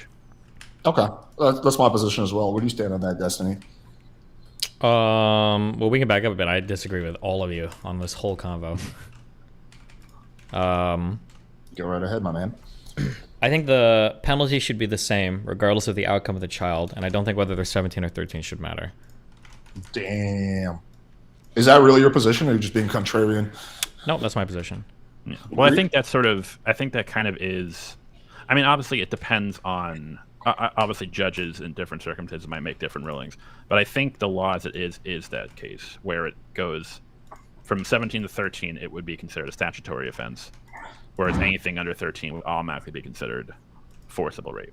So the crime, they would be charged with the same crime. Depending on what the punishment would be, I guess, at the discretion of the judge. They would be charged with the same crime, but the punishment generally would be different. Judges get a lot of discretion. There's like sentencing guidelines, so it'll be like 2 to 8 years. And a lot of that, the judge will be like, well, this kind of makes sense to me. I'll give him 2 years. But a lot of that is like, just depends on like what the judge thinks about the case. So there'll be like minimal sentencing, but like after that, the judge has a lot of leeway. And there will generally be like differences in punishment between whether the girl's 13 and 17. Okay, so let me pose this question to Destiny. So let's just take the current like U.S. law aside and just pretend like you are in full control to make any policy you want. Where like, Destiny, you're the great leader. We need you to take over our legal system. So you have 2 cases as a judge. One is 30-year-old man and a 17-and-a-half-year-old woman, and the other one is a 7-year-old girl. You'd give them the same punishment? Yeah, but I thought we were talking about teachers. Okay, let me rephrase it. So, teacher, one is a 17-and-a-half-year-old girl, one is a 7-year-old girl. You'd give them the same punishment? I think they'd be charged with the same crime. They'd probably get sentenced a little bit differently, but they're in my eyes, they're committing the same crime, yeah. But what would you're the judge, you get to make any punishment you want. Would you give them the same punishment? I might make up a different age bucket for the person that did the higher sex crime for the one that fucked the lower age person, but it'd be roughly equivalent. And I think that's kind of what we have in currently. When you say roughly equivalent, like what do you mean? Like you're talking about it's like she might get like 3 less months. As in, I think that the issue with the crimes here is we're looking at weird things. One is we're looking at the age of the person, which I don't think is relevant. And 2, we're looking at the outcomes of the person, which I also don't think is relevant. I think the issue with a teacher having sex with a kid is that the kid doesn't really have the ability to consent or not consent because the kid doesn't know if there's ramifications for refusing a sexual advance.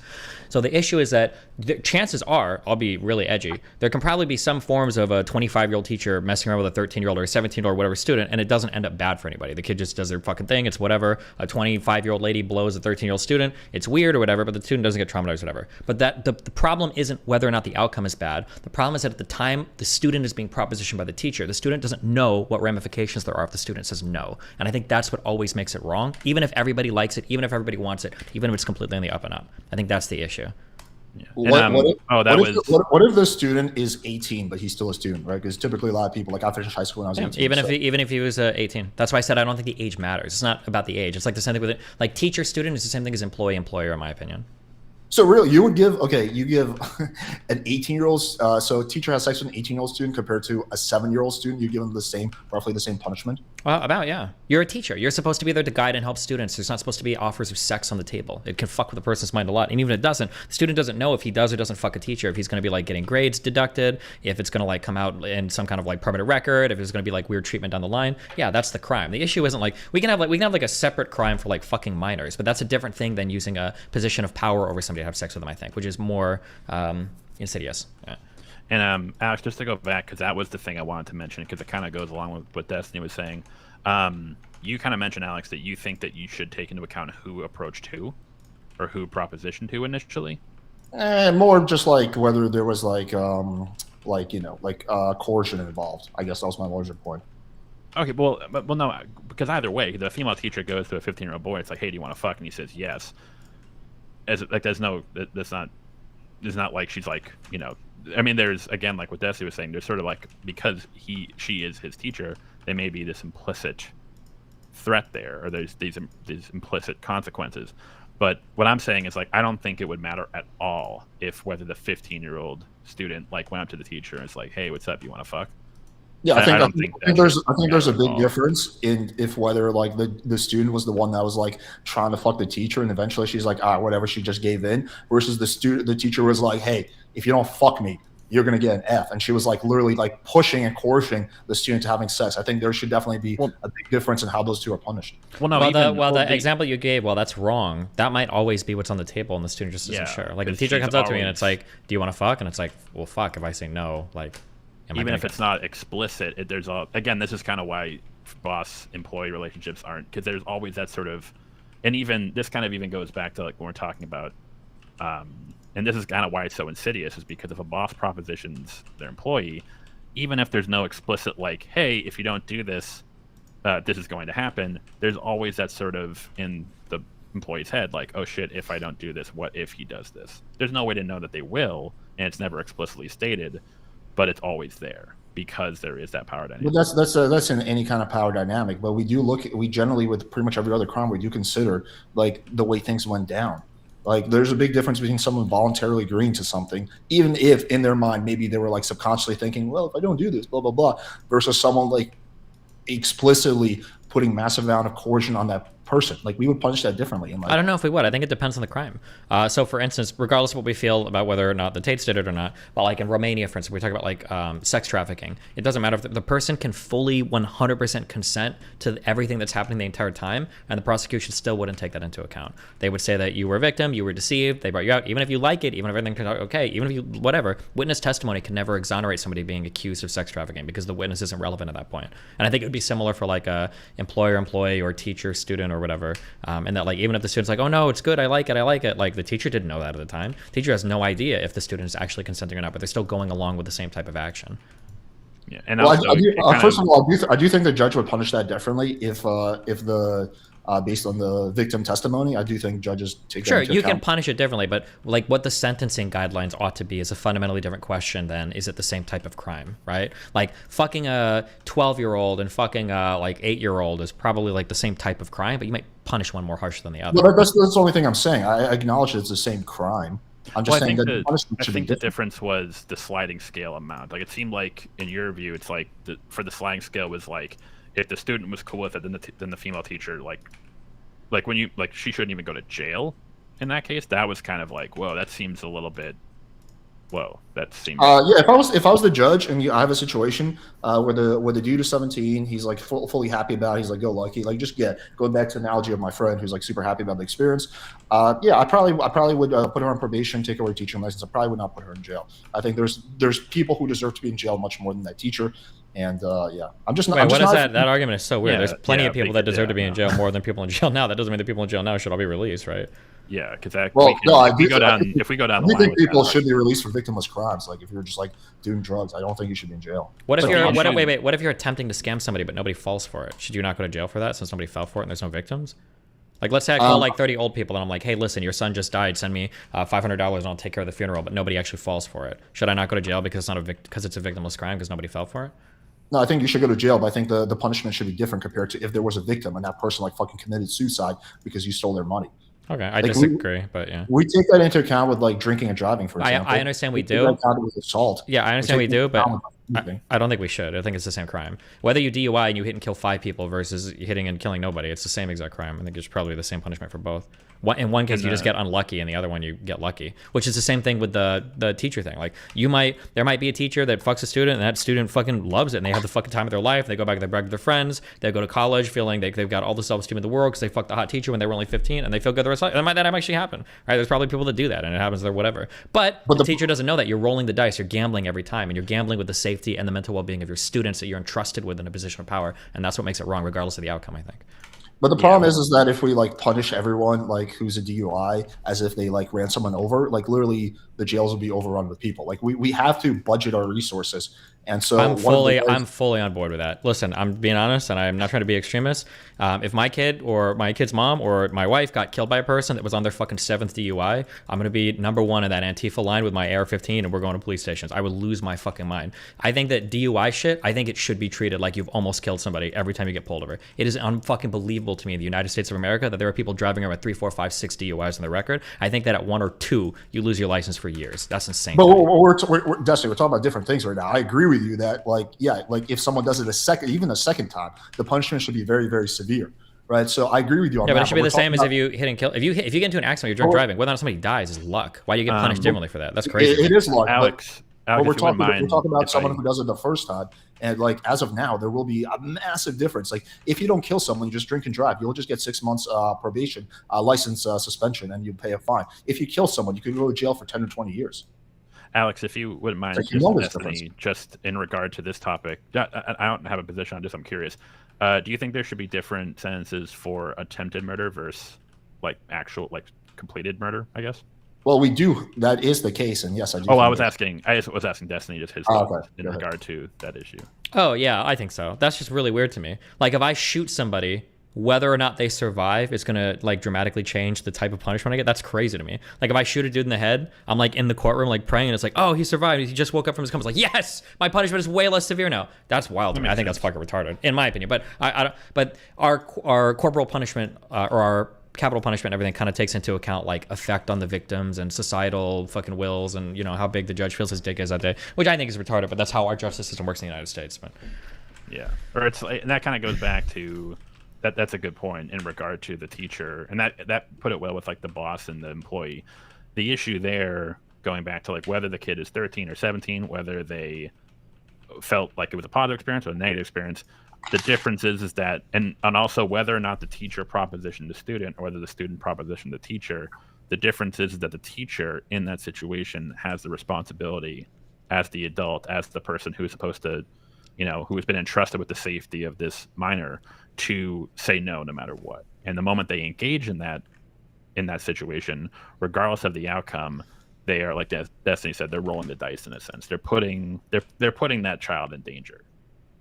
Let me ask you this question. Or potential danger. This is a hypothetical to both of you.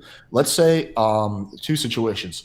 Destiny is a fentanyl dealer. One situation is I'm begging him, Destiny, please, just let me get some fentanyl, please. He's like, dude, I don't know, man. Like, it can fuck you up. I'm like, dude, please, please, please. Finally, he just gives me some fentanyl. Versus the other one, Destiny's trying to convince me. He's like, dude, you got to take fentanyl. I'm like, dude, I don't really want to do that. He's like, dude, you got to do it, man. I'm never going to stream with you. We'll never do a collab if you don't take some fentanyl from me right now. I want to see pop that motherfucking fentanyl. Would you say that? And in both of those situations, like he gets caught, would you say the punishment should be different? No. Really? Yeah. Well, in the case of, again, it's not really analogous because in the case of the teacher, we're talking about a minor. But in that case, so you're talking about Destiny's a fentanyl dealer. You come up, like, I assume you're looking for drugs. Yeah, like I spent like fucking 3 months trying to convince me to give him some fentanyl, and he finally agrees. Versus he spends 3 months pressuring me into doing it and using like coercion and saying, I will never come on your podcast again unless you take some fentanyl in front of me right now.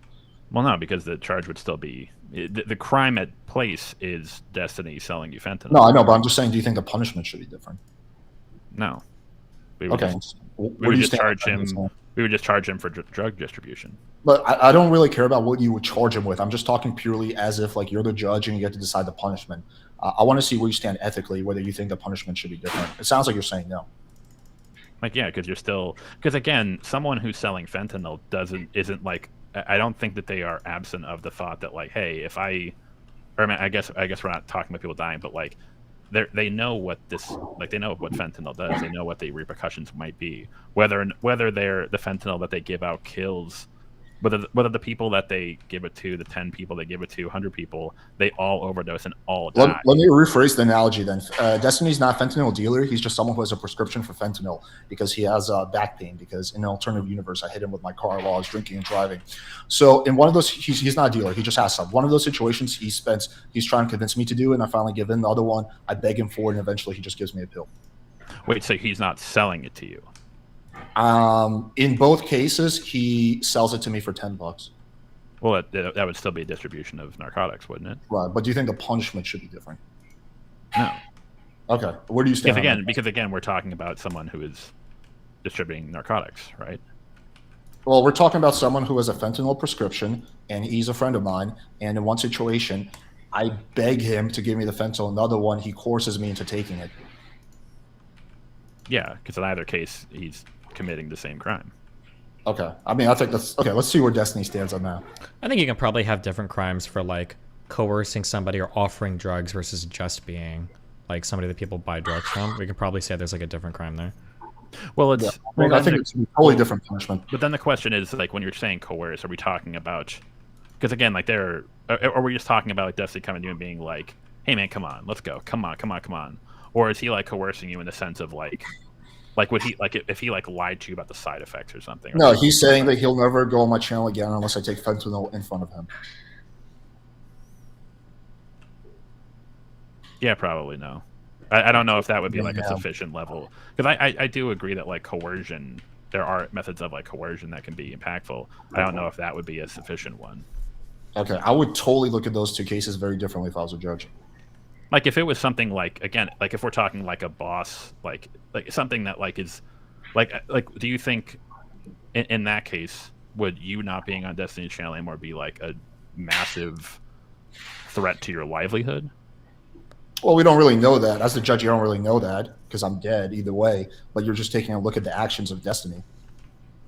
Yeah, I don't know if that would count as like a sufficient level of coercion to change the sentence. I think there could be levels of coercion that could change it, but that one in particular I don't think would be. If you're just trying to go with someone like, come on, man, come on.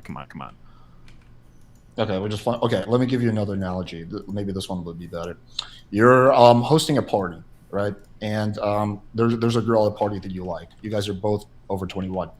In one situation is like you're trying to get the girl drunk, so you're like, come on, do another shot.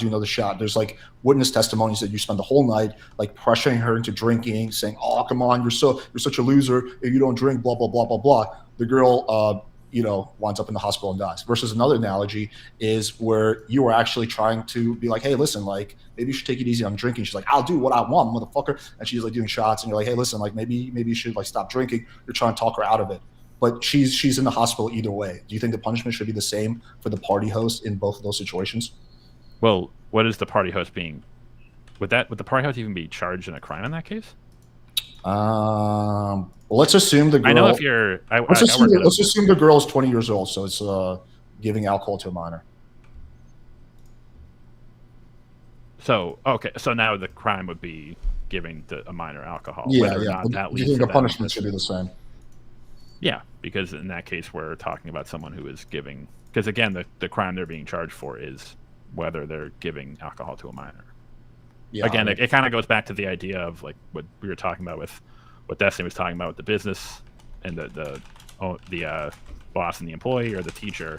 In this case, you are facilitating a situation where you know the potential risks. So whether or not those risks come to fruition doesn't matter. I think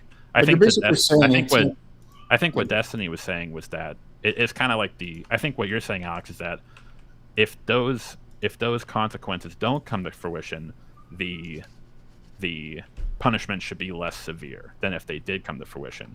Whereas what Destiny was saying was that regardless of whether or not those consequences come to fruition, because the person committing the crime knew the potential, like it was a roll of the dice, they knew that this might have happened, even if those consequences don't come to fruition, because of the potential that might happen, they still should face the same consequences. Well, I think outcome should matter, and I think certainly intent should matter. What your intent is, like this is why, for example, if I have a gun, I'm playing with it, and I accidentally shoot Destiny, I will get a totally different sentence if compared to like I actually want to shoot him. Right? We look at intent for the vast majority of crimes, so I don't see why with the fentanyl thing we wouldn't look at the intent.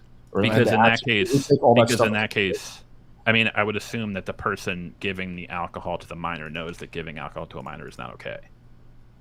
Right, but in one of those situations, if we're like playing paintball and then like I accidentally like hit you in the eye and blind you, that's different than if I like, you're right, if I have the intent of actually like I'm trying to do it.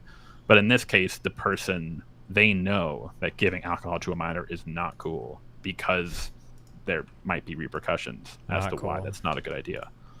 But in one of those situations, like the intent was actually generally good, even though it might have been misguided. Maybe it would have been better if I didn't give that person alcohol at all. But the intent was generally a lot better than the intent in the other one where you're trying to get a 20-year-old girl drunk by all costs, right? So we do take intent into pretty much every crime.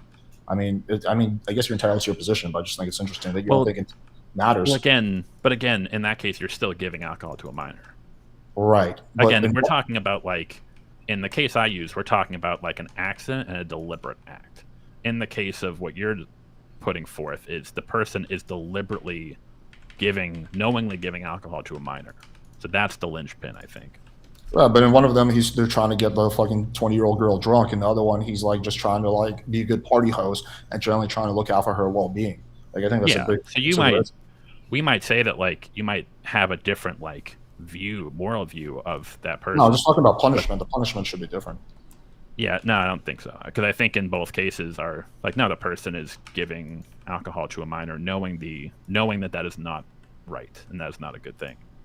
Where do you stand on that, Destiny?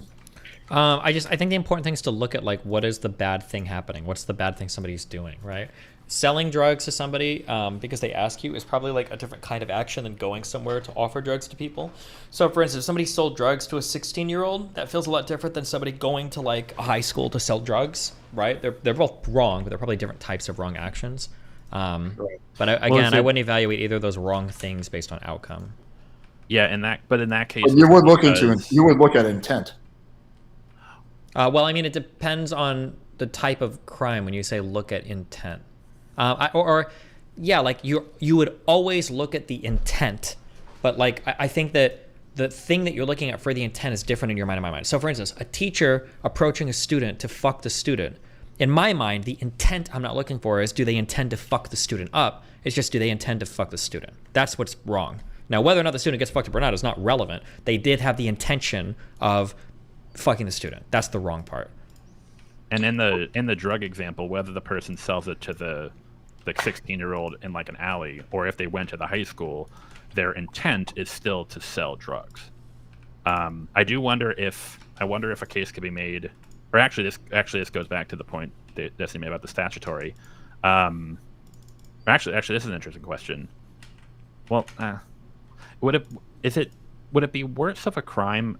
And I'm not talking about like philosophically, but like as of the law right now, so if a drug dealer is like in an alley, they sell drugs to a bunch of adults, and then like a 15-year-old comes up, and then the 15-year-old, the drug dealer doesn't know the person is 15, but then they get caught later for selling drugs to the 15-year-old.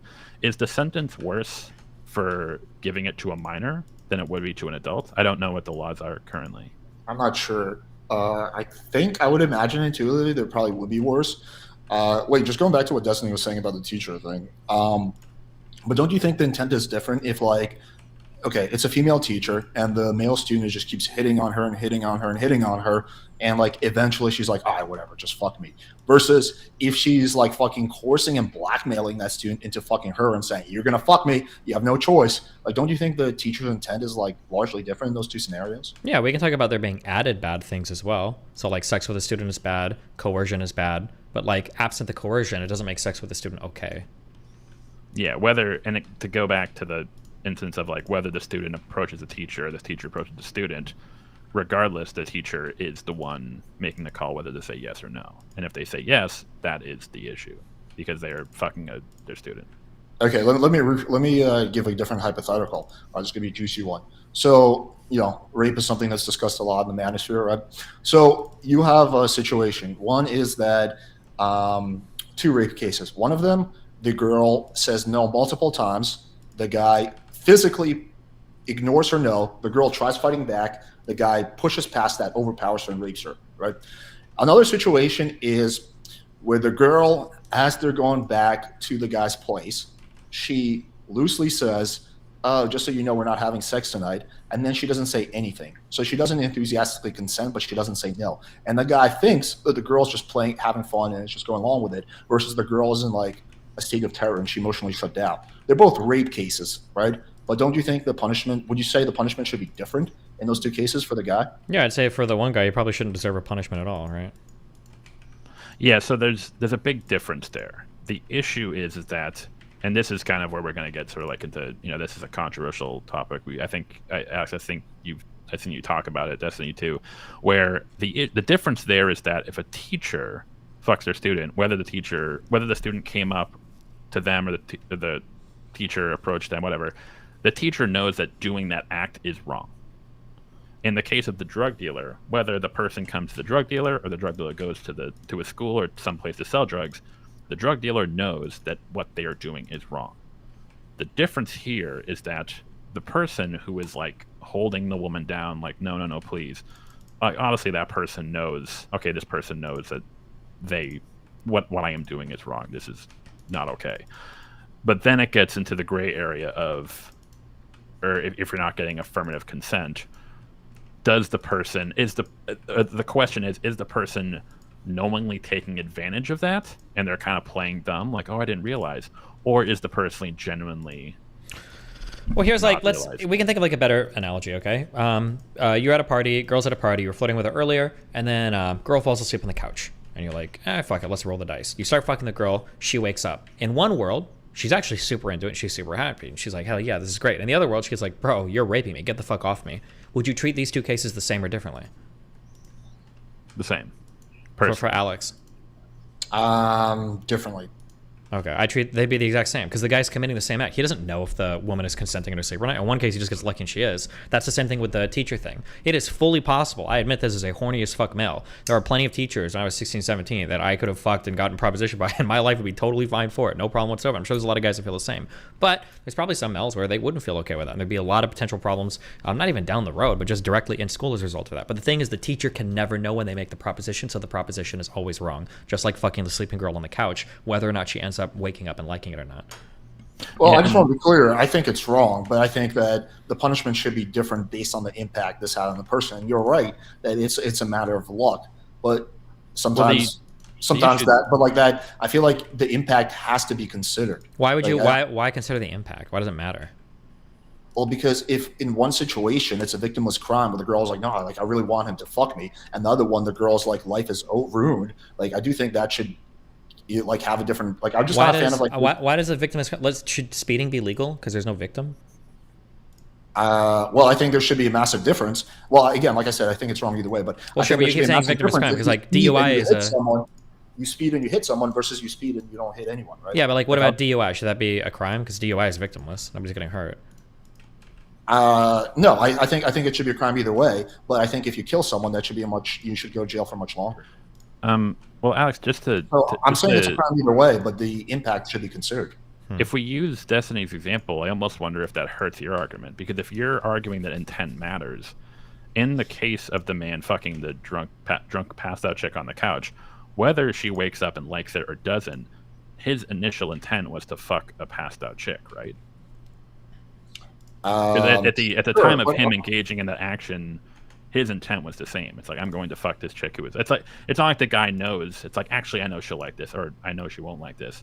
At the time that he is engaging in the action, fucking the drunk chick, his intent is the same, which is to fuck a passed out chick, which is wrong. Whether she wakes up and is like, hell yeah, cool, or she doesn't like it, that doesn't change. I almost wonder if that hurts your argument. Well, no, because I'm saying that impact and intent should be considered. They're not in any way mutually exclusive. I think we should consider both of those things when sentencing people. I mean, but then okay, what about in a situation where it's like your girlfriend, right? Like I don't know, me and my girlfriend have like sleep sex all the fucking time, right? Like that's pretty common, I think, in most relationships, right? So it's like, okay, well that's obvious. I think most people would be like, yeah, dude, like if I have sex, like for example, let's say I have sex with my girlfriend while she's sleeping, right? And like I've done it 50 million times, it's been fine. This one time, like she freaks out about it. Like I think probably most people would be like, all right, let's not throw the book at him. Like this was an honest mistake. Yeah, but if you guys are already dating, you've already had sex, you've already passed a lot of these like initial consensual hurdles. Those hurdles have never been passed by the students and the teachers. Well, okay, I'm just going back to the party example. I'll circle back to the student teacher. Sure, we can go to the party example as well, yeah. Well, what if you were like making out the party with a girl? You're making out. She's even giving you a hand job under the table. She's like, oh, I gotta go talk to my friends, and then she passes out, right? Like there would be reason to believe like that guy, it was dumb of him to fuck that girl, but maybe his intent wasn't to rape her. Maybe he legitimately thought that she was into it and she wanted it. And circling back to the teacher thing, what if the teacher, in her mind, because she watched too many red pill videos, and too many PWF videos, has convinced herself that she's not hurting the student and that she's doing a good thing? What if she's convinced herself that, hey, this will actually really like this kid, I want to see him succeed, and this will help his social life? What if her motivation is actually not negative but positive? Would the punishment be different then? Well, the issue in that case, because in that case, like you're talking about, you could theoretically bullshit yourself into anything. Yeah, okay. You're talking, because the issue is like we're like talking about someone who is like, we're almost taking agency away from the acting party to such an extent where it's almost ridiculous. Where it's like with the female teacher. So like I think I kind of asked that question earlier. Do you think that teachers who fuck their students have the students' best interest in mind by doing that. No, generally no. I'm just saying, hypothetical. But I'm sure there are situations where the teacher legitimately deluded herself into thinking she's helping the student. But I think the majority of the time, no, it's like a selfish motive. I mean, this is why, like, when there's like crimes, we have like psychiatrists testify, because state of mind is extremely important when deciding the punishment, right? That's why there's such a focus on that.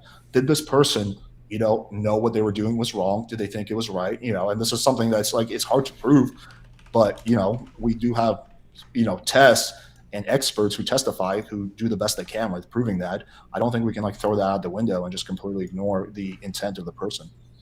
Well, I think the danger there is that even if I were to sort of understand what you're saying, the issue is that the other end of the spectrum leads to, kind of like what Destiny was saying, it leads to a lot of bad things. Because again, like, I mean, this is probably what does happen in a lot of these cases where guys will like purposely rape women, or they'll take advantage of her, and then after they'll be like, oh, I didn't realize. And that actually happens a lot in these female teacher situations, where all of a sudden the teacher, even though they've been texting a 14-year-old boy for like 2 or 3 years and sending him naked photos, all of a sudden, actually, he was the one who approached me, and I was the one who was in a vulnerable state.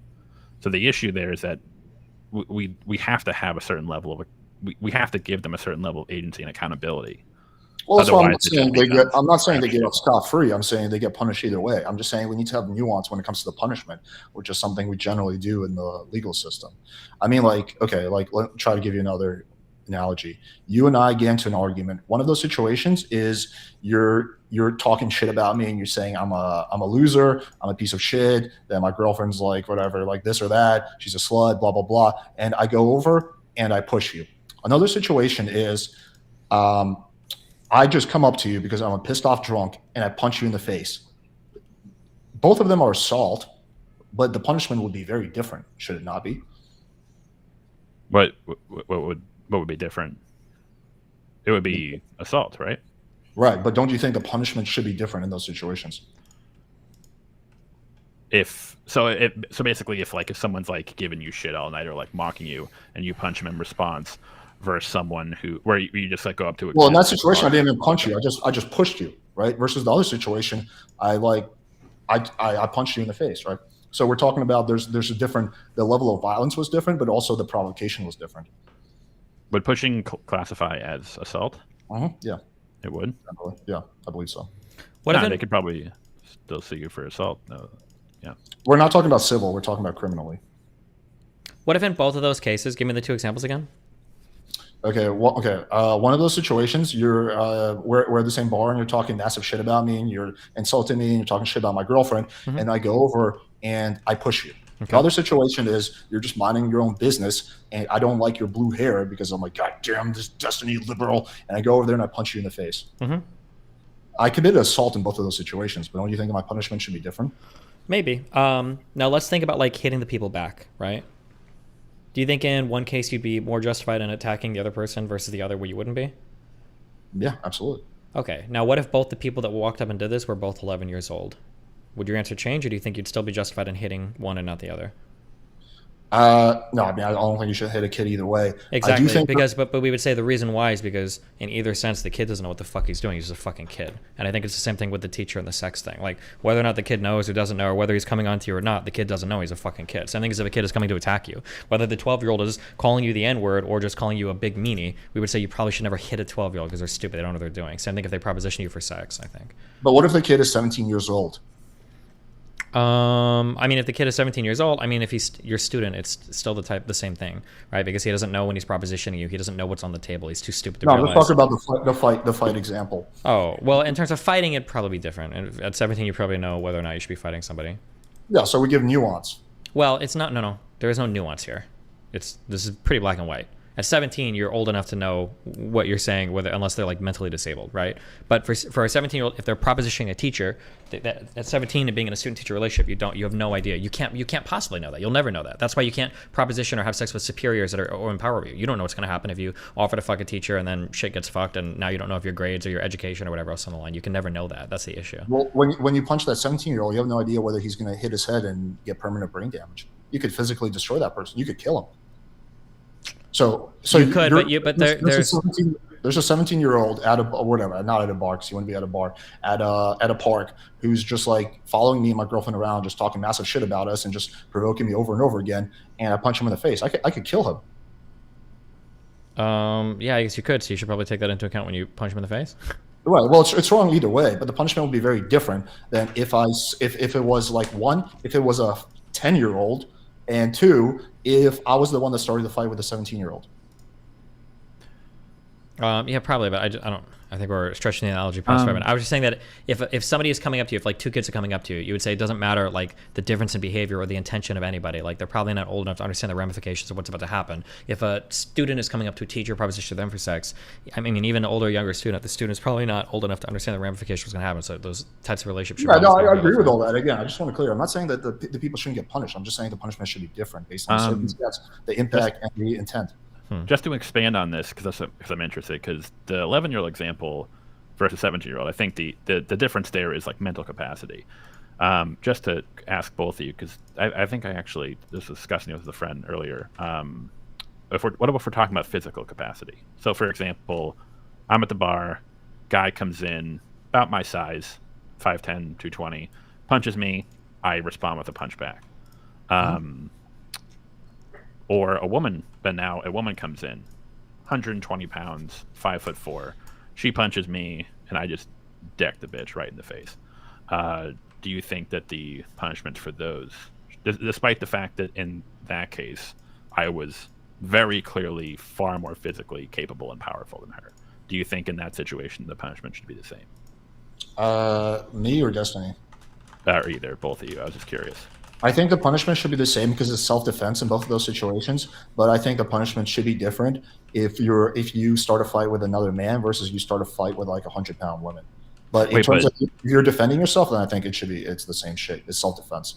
So you think it does matter depending on the physical capability of the individual? I think if it's, it doesn't need matter. With self-defense, no. Well, let's put women aside. What if it's a 200-pound guy, so a guy my size, or like a 5'5", like really skinny guy who clearly I could like pick this guy up and like break him in Are we talking about self-defense or I pick a fight with you? He punches me and I punch him back. So that's self-defense. So no, I don't think that it should make a difference. You're defending yourself.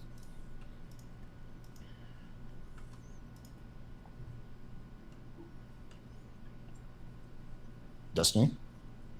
The difference between hitting, yeah, I think size has to be taken into account. Yeah, I think so. What about it should be taken into account? Okay. What about with self-defense though? I think that we probably have some type of obligation to use minimum force required to dismantle a threat. Now, minimum force, depending on circumstances, could literally be to kill somebody. In all circumstances, depending on where we're talking about. Like if you're getting attacked in a dark alley by somebody. But like, I think I would probably treat, like a Martin Shkreli walking up and punching me in the face. I'd treat that a lot differently than like a Myron Gaines walking up and doing it, right? I think, you probably have some type of moral obligation to, I'd say.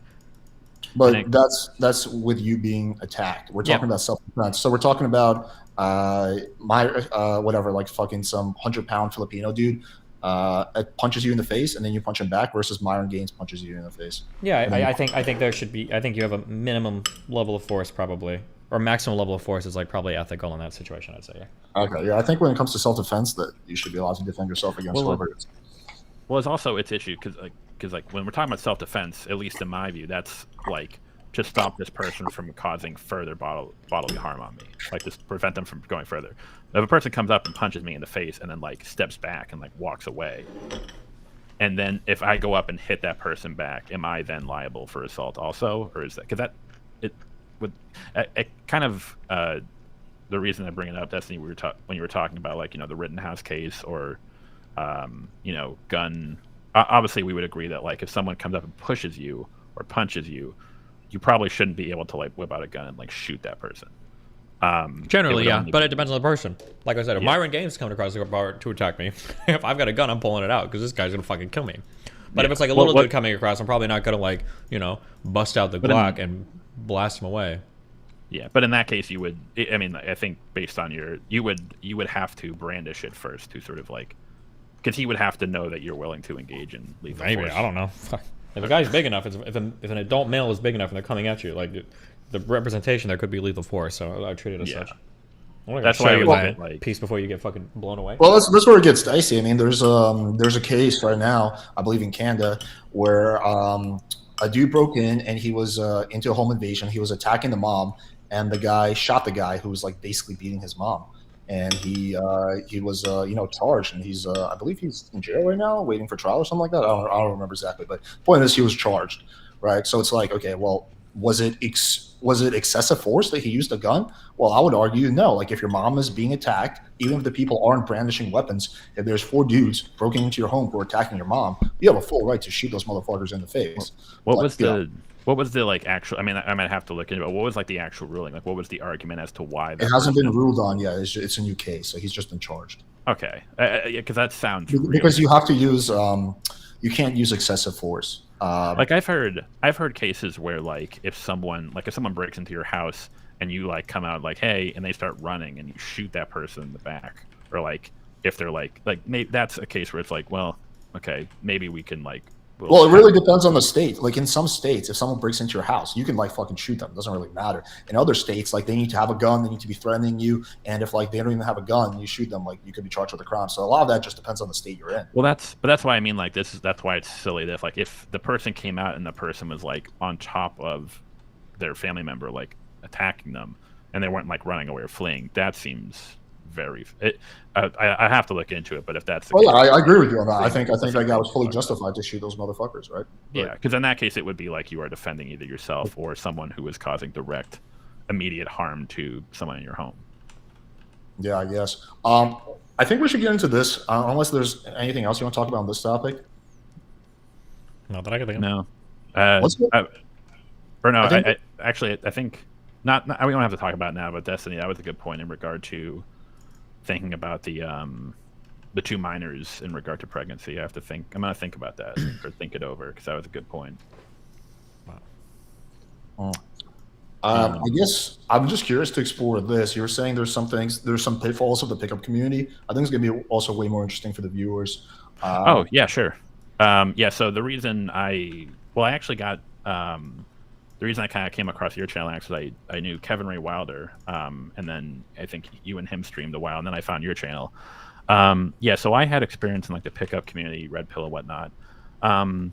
So here's the issue. This is kind of where I fall, where I fully agree on one end that the lefties, whatever you want to call them, they fucking suck at giving guys dating advice, any sort of practical dating advice. Like not even like the best you'll like be confident, bro. Like that's like the bare minimum best. They won't actually give like decent social skills, or even somewhere to begin. Now, I think the pickup community does do that, and the Red Pill community to some extent does. You know, they tell you like, hey, get your shit together, get your money up if need be, hit the gym, you know, have some shit going on in your life, get a decent haircut, get clothes, and go out and talk to women. I think all of that is fantastic. The issue, and I think that is where 90% of when guys like succeed in like the pickup community, I think it's 90% as a result of just doing that, of just like getting your shit together, getting your life together, and going out and just talking to tons and tons and tons of girls.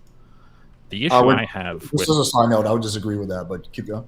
Yeah, so I think this is where we'll disagree. The issue I have with like sort of the general where the pickup artist thing leads is that when it starts to get like hyper specific into like, here's what to say if she does this, or here's how to respond to this text, or here's how to handle this situation, or here's how to get past if she's kind of being flaky, or if she doesn't want to come out to your place, here's how to handle it. I think the issue there is it just leads to it almost leads to like a gamification of relationships and attraction and whatnot, far more than it should be, to a point where it almost leads to like bad outcomes. And that's kind of, I almost think that like that's sort of like what leads a lot of guys to, I mean, you might disagree with this. I think there's a large overlap in like the pickup and Red Pill community, in part because as you get deeper into like the pickup stuff, it almost makes it sound like, at least in my view, that like some of these guys talk about women as if they're like math equations that they can be solved. It's like, oh, if she texts you this is the text that will respond. I think that puts guys in a mindset that women are like, you're not even like dealing with a human being at that point. You're dealing with like a computer algorithm. And I think that's what leads a lot of guys into like that like bullshit red pill, like female nature and yada, yada, yada. I think it usually leads guys down a bad path in the extreme part of it. I think at the beginning it can be really beneficial, can really help a lot of guys get out of their shell and make success.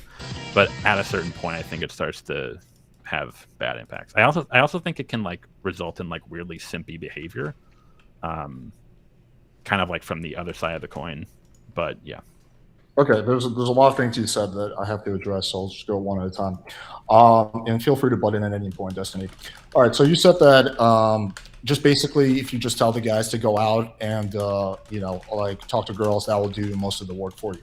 That is actually not true. You need correct guidance. So I'll use the analogy of my business partner. He's an Indian guy, lost his virginity when he was like 26, right?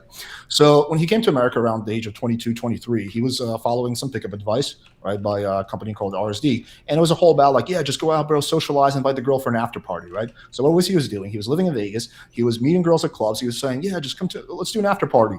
And he was getting 0 results. Then when he changed his strategy and started following, like, yeah, like actually, instead of doing this whole bullshit like social like after party clothes, I'm actually going to build sexual tension. I'm going to flirt with the girl. I'm going to have strong eye contact. I'm going to seduce her, and then I'm going to invite her over in a more direct way. You start getting different results. So your strategy is important, and if you're following the incorrect strategy, which a lot of guys are, you're not going to have a good outcome. So it's not as simple as just go out there and talk to girls. If that was the case, then there would be no pickup community, really. There's a lot of nuances and complexities to it. It's just like saying that like with poker, it's like, yeah, bro, just fucking like, just go out and play a lot of games. It's like, no, well, if you have an incorrect poker strategy, like you're folding at the wrong time or you're bluffing at the wrong time, you're going to lose a lot of games. And there's better and there's worse strategies out there.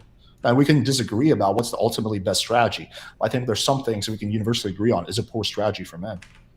But it depends on how. I think the issue is it depends on how stringent that strategy is, right?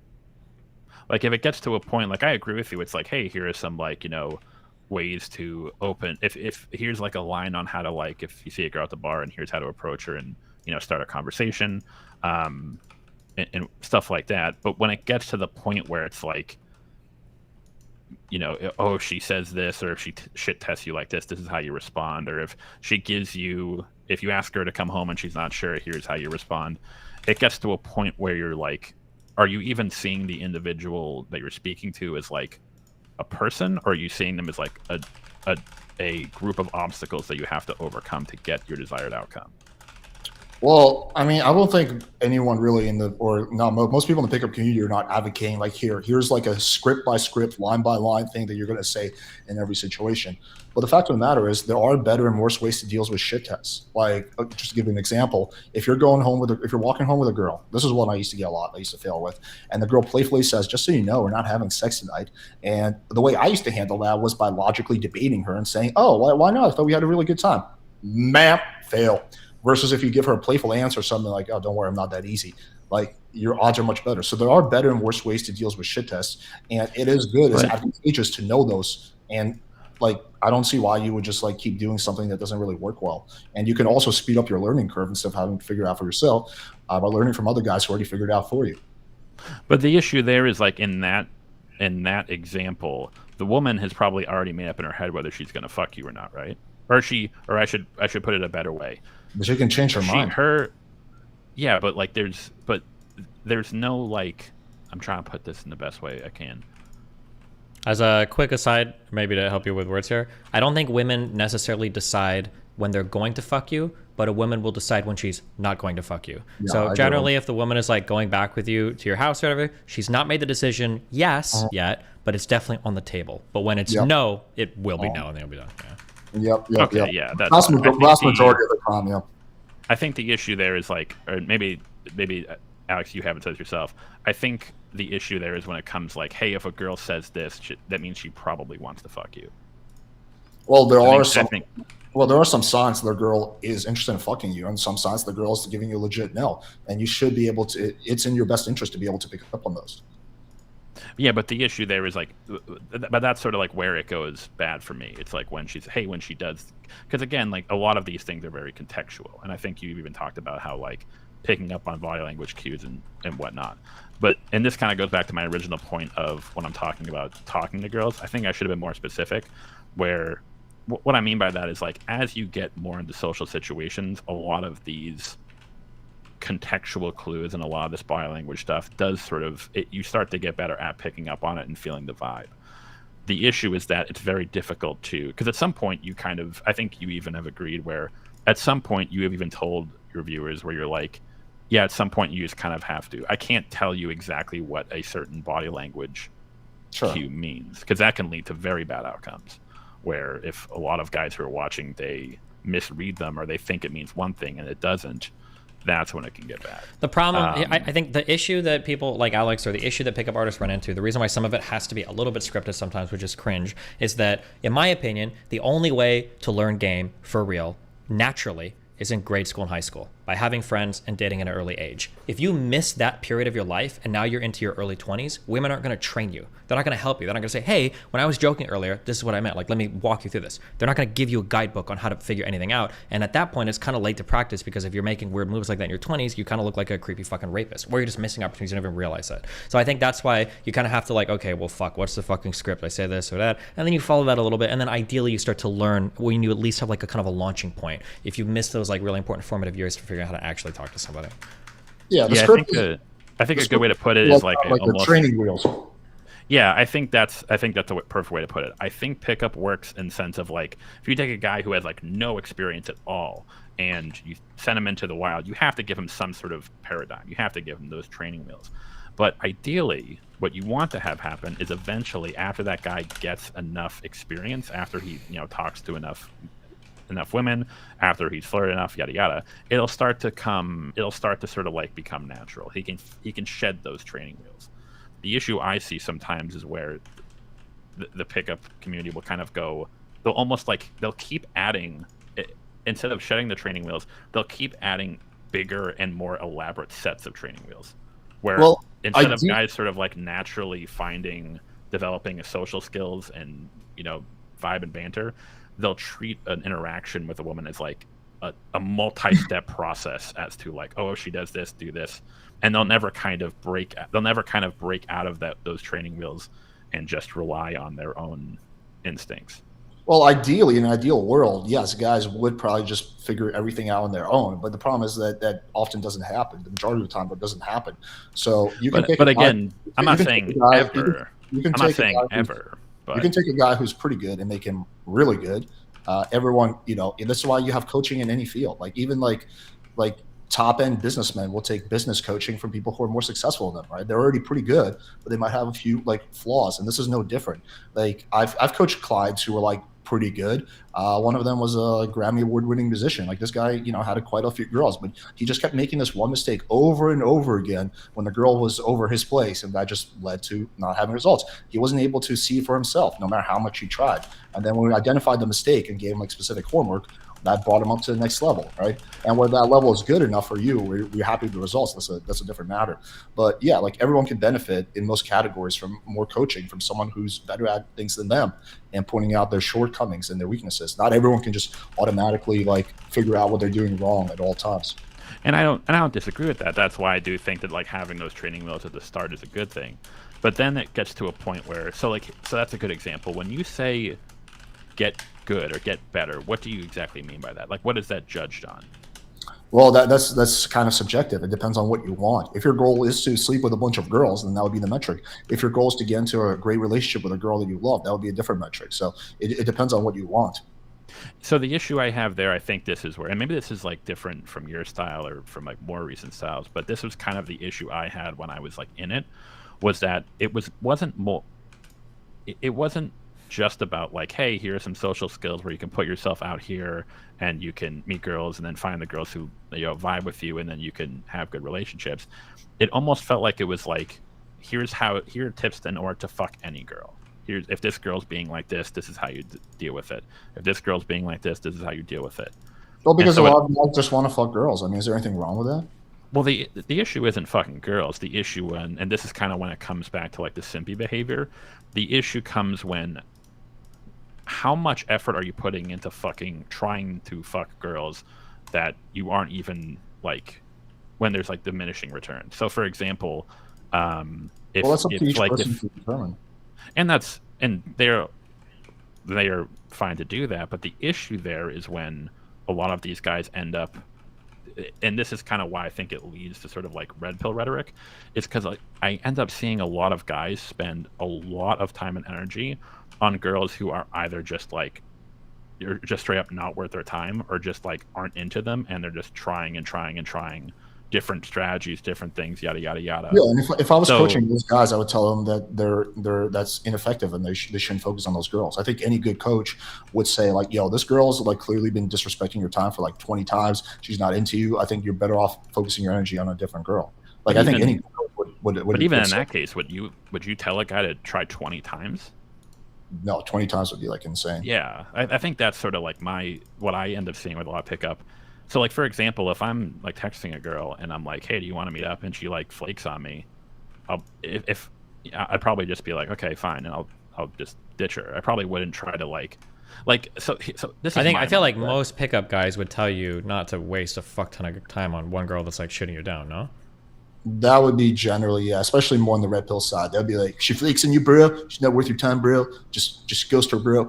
I think. But the issue is, I kind of, in some cases I see that, but then other cases I'll see like a video like, here's what to do if like a girl flakes, or here's what to do if a girl is being like dodgy. Yeah, I have videos like that on my channel. Well, yeah, but what you do is you make them stop being dodgy, and you have like a conversation that you figured out, right? So if a girl's kind of flaky, you're like, hey, do you want to hang out or not? And then if she doesn't respond, you just move on or something, I guess, right? Don't like play games or whatever. But I don't think anybody's going to say like, and then if she says no, here's the way to get her to change her mind, right? Like, cut off a cat's neck and ship the house, ship the fucking head to the house or whatever. Like nobody's going to say shit like that, right? I think, yeah, I've even seen videos of Andrew Tate, I think, saying that like, oh, like if a girl doesn't want to fuck you, just like move on to the next girl, like don't waste your time. Like, yeah, so okay.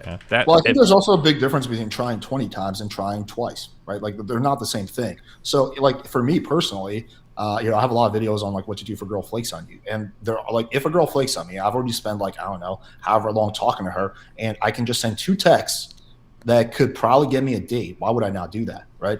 Like if it just depends on like what I would probably like. Typically, if a girl flakes on me, I would try to figure out the reason why she flakes. I would try to figure out if she has a concern or objection, or she's legitimately not interested. So I might send her with what I call a takeaway. I might say something like, look, if you're not into this, just let me know and I can stop trying, right? I might send a text like that. And then at that point, the girl will be like, yeah, I'm just actually not into blah, blah, blah. Or she might be like, hey, listen, no, I really like you, but blah, blah, blah, blah, blah. And then maybe you address that issue, or maybe you don't. But that's not the same thing as trying 20 times. Yeah, or I guess the issue there is like, or the difference there is like, I agree with like, if a girl does flake on you, the strategy would be, it's like, hey, like what's going on? Like, are you just not into it? Like really just like be direct and like lay out what exactly is going on. My concern would be if the advice was like, hey, here's how to like goad her into like, it's like, here's how to kind of like get her interested. Even well, how would that even look like? Like, can you explain that?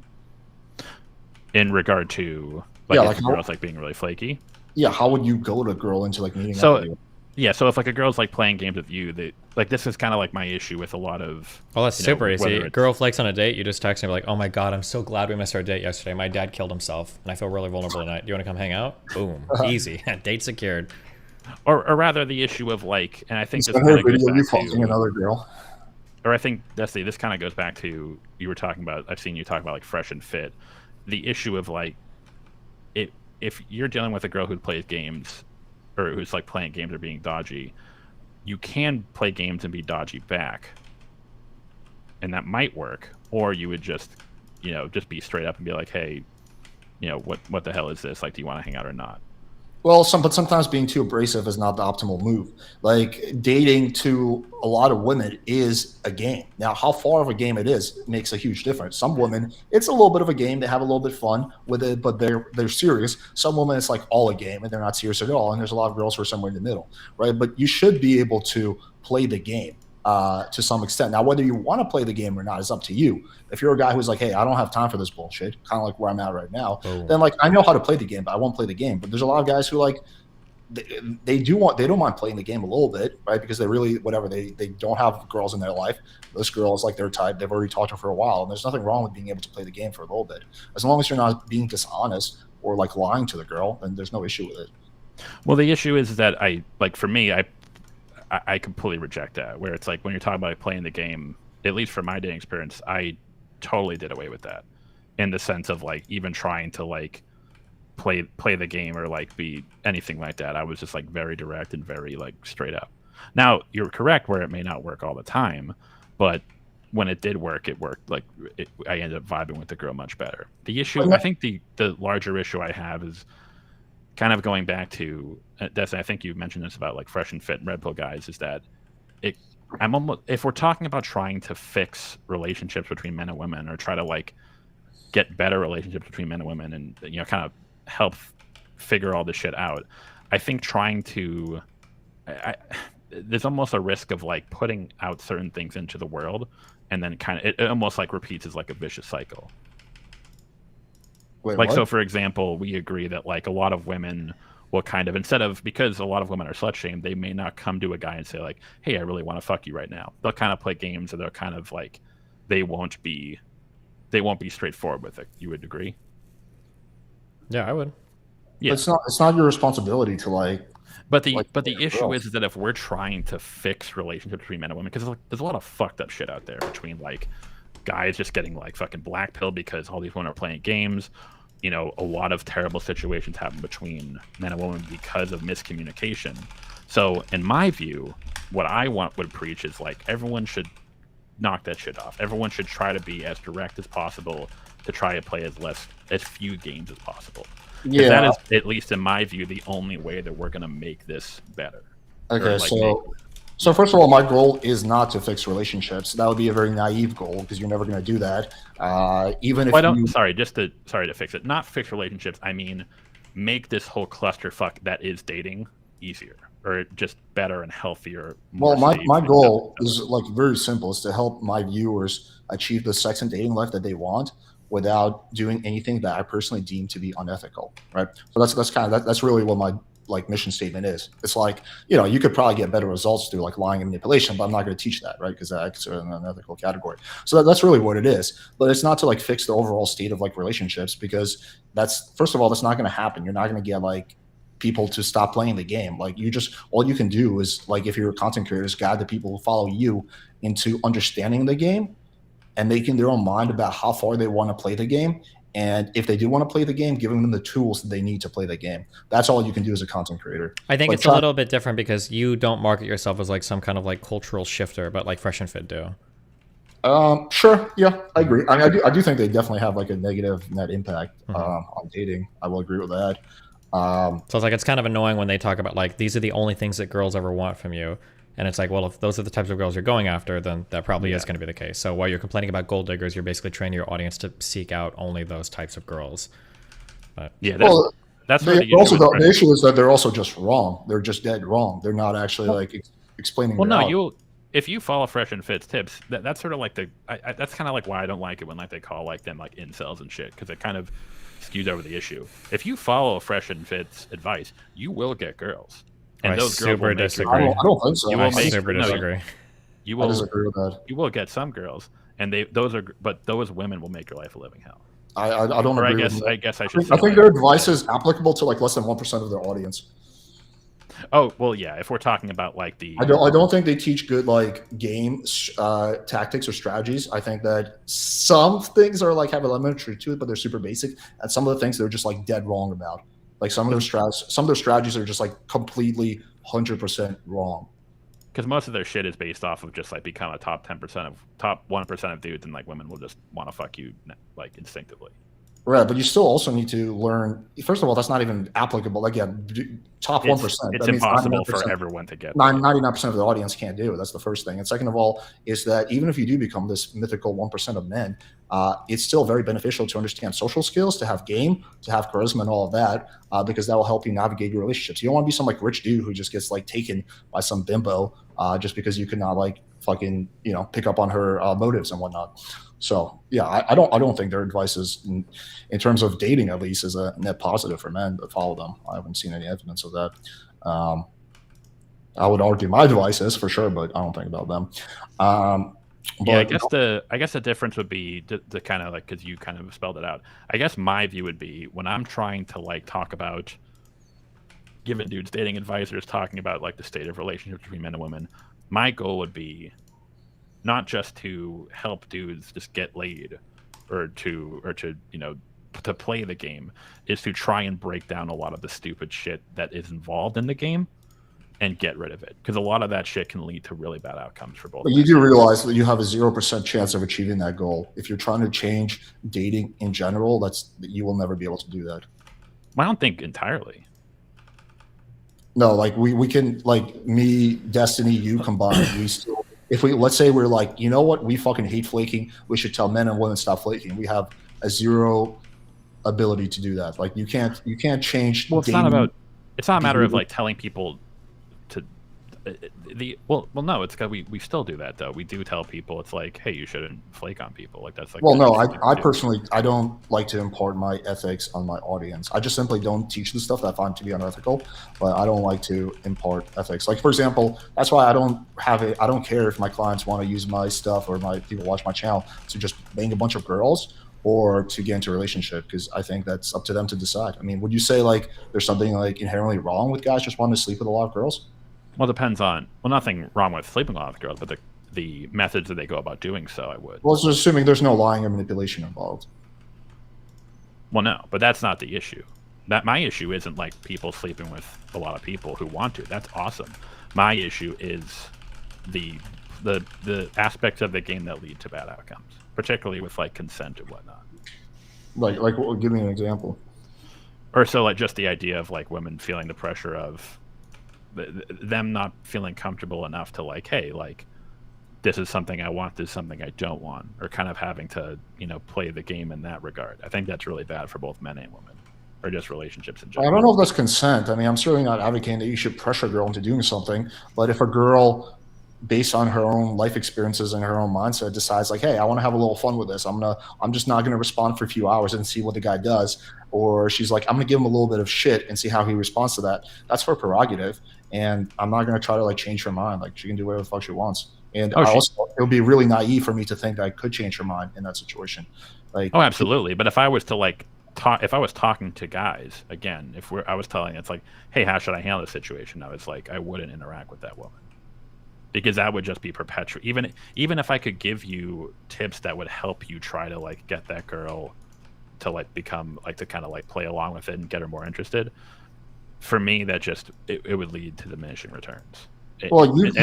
Maybe not for that one guy, but I'm talking about broadly. Well, yeah, because it seems like everyone complains about this sort of stuff.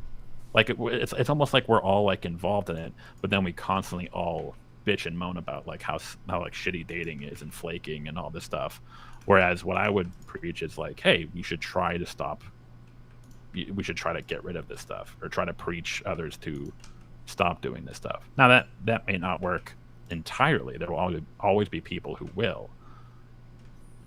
But it's not going to work at all. Like that's the thing. You can't change like dating behavior at large. Even if you're the most popular content creator, even if Mr. Beast tries to take a stab at it, you're not going to change flaking. You're not going to change the fact that girls, some girls will play games.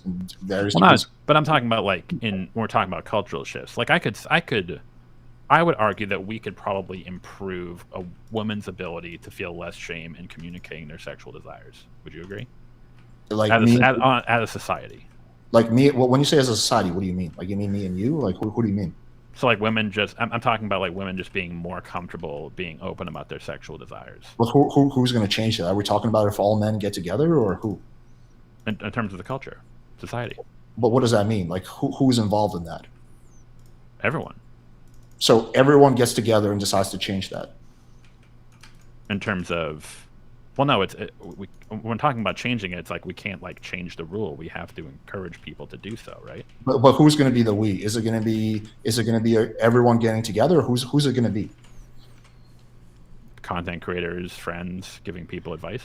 So every content creator and every friend gets together and decides to work on this. Is that what you're saying? Well, no, we're not talking about every content creator. Most content creators decide to get together.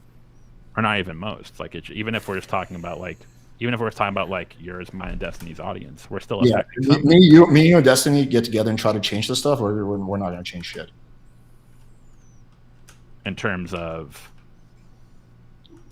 in terms of changing like the way dating works and the feelings that women have about dating.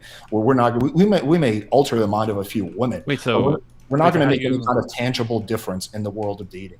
Wait, so do you not think that there have been strides in terms of dating over the last 20, 30, 40 years? In terms of like things like courting, women's sexual liberation and whatnot? Well, I mean, I think there's been some good things and some bad things that's happened in the last 20 years. Depends on what we're talking about. Well, yeah. Well, I think at least like the idea of women being more forward with their sexual desires has changed over the last, say, like couple decades. No. Yeah, but that wasn't a few content creators getting together that caused that. Yeah, but what I'm talking about is like, but okay, but so what do you think did cause that? What do I think caused that? I think probably the internet was a big part of it. I think that. But who on the internet? Who what? What part of the internet? It wasn't like one specific part. It was society as a whole. It's like way bigger than just like a few people or a few content creators. These cultural things are so big. It's not like me, you, and the three of us. Like we don't have any tangible effect on this. Like we can't really change this stuff. I feel like that's a waste of our time.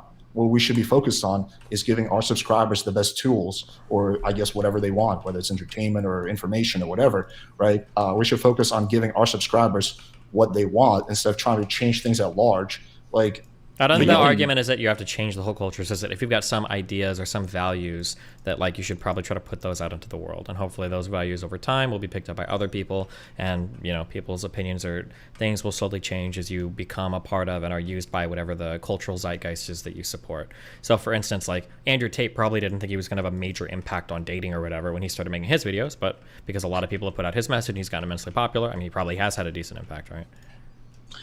Yeah, I think it's good for us to like stand up for our values and state what we value. I think that's a good thing. I just was talking about primary versus secondary goals. That's just like I think that would be like kind of silly for that to be your primary goal as a content creator, is to to try to do that. But it can be a secondary goal, sure.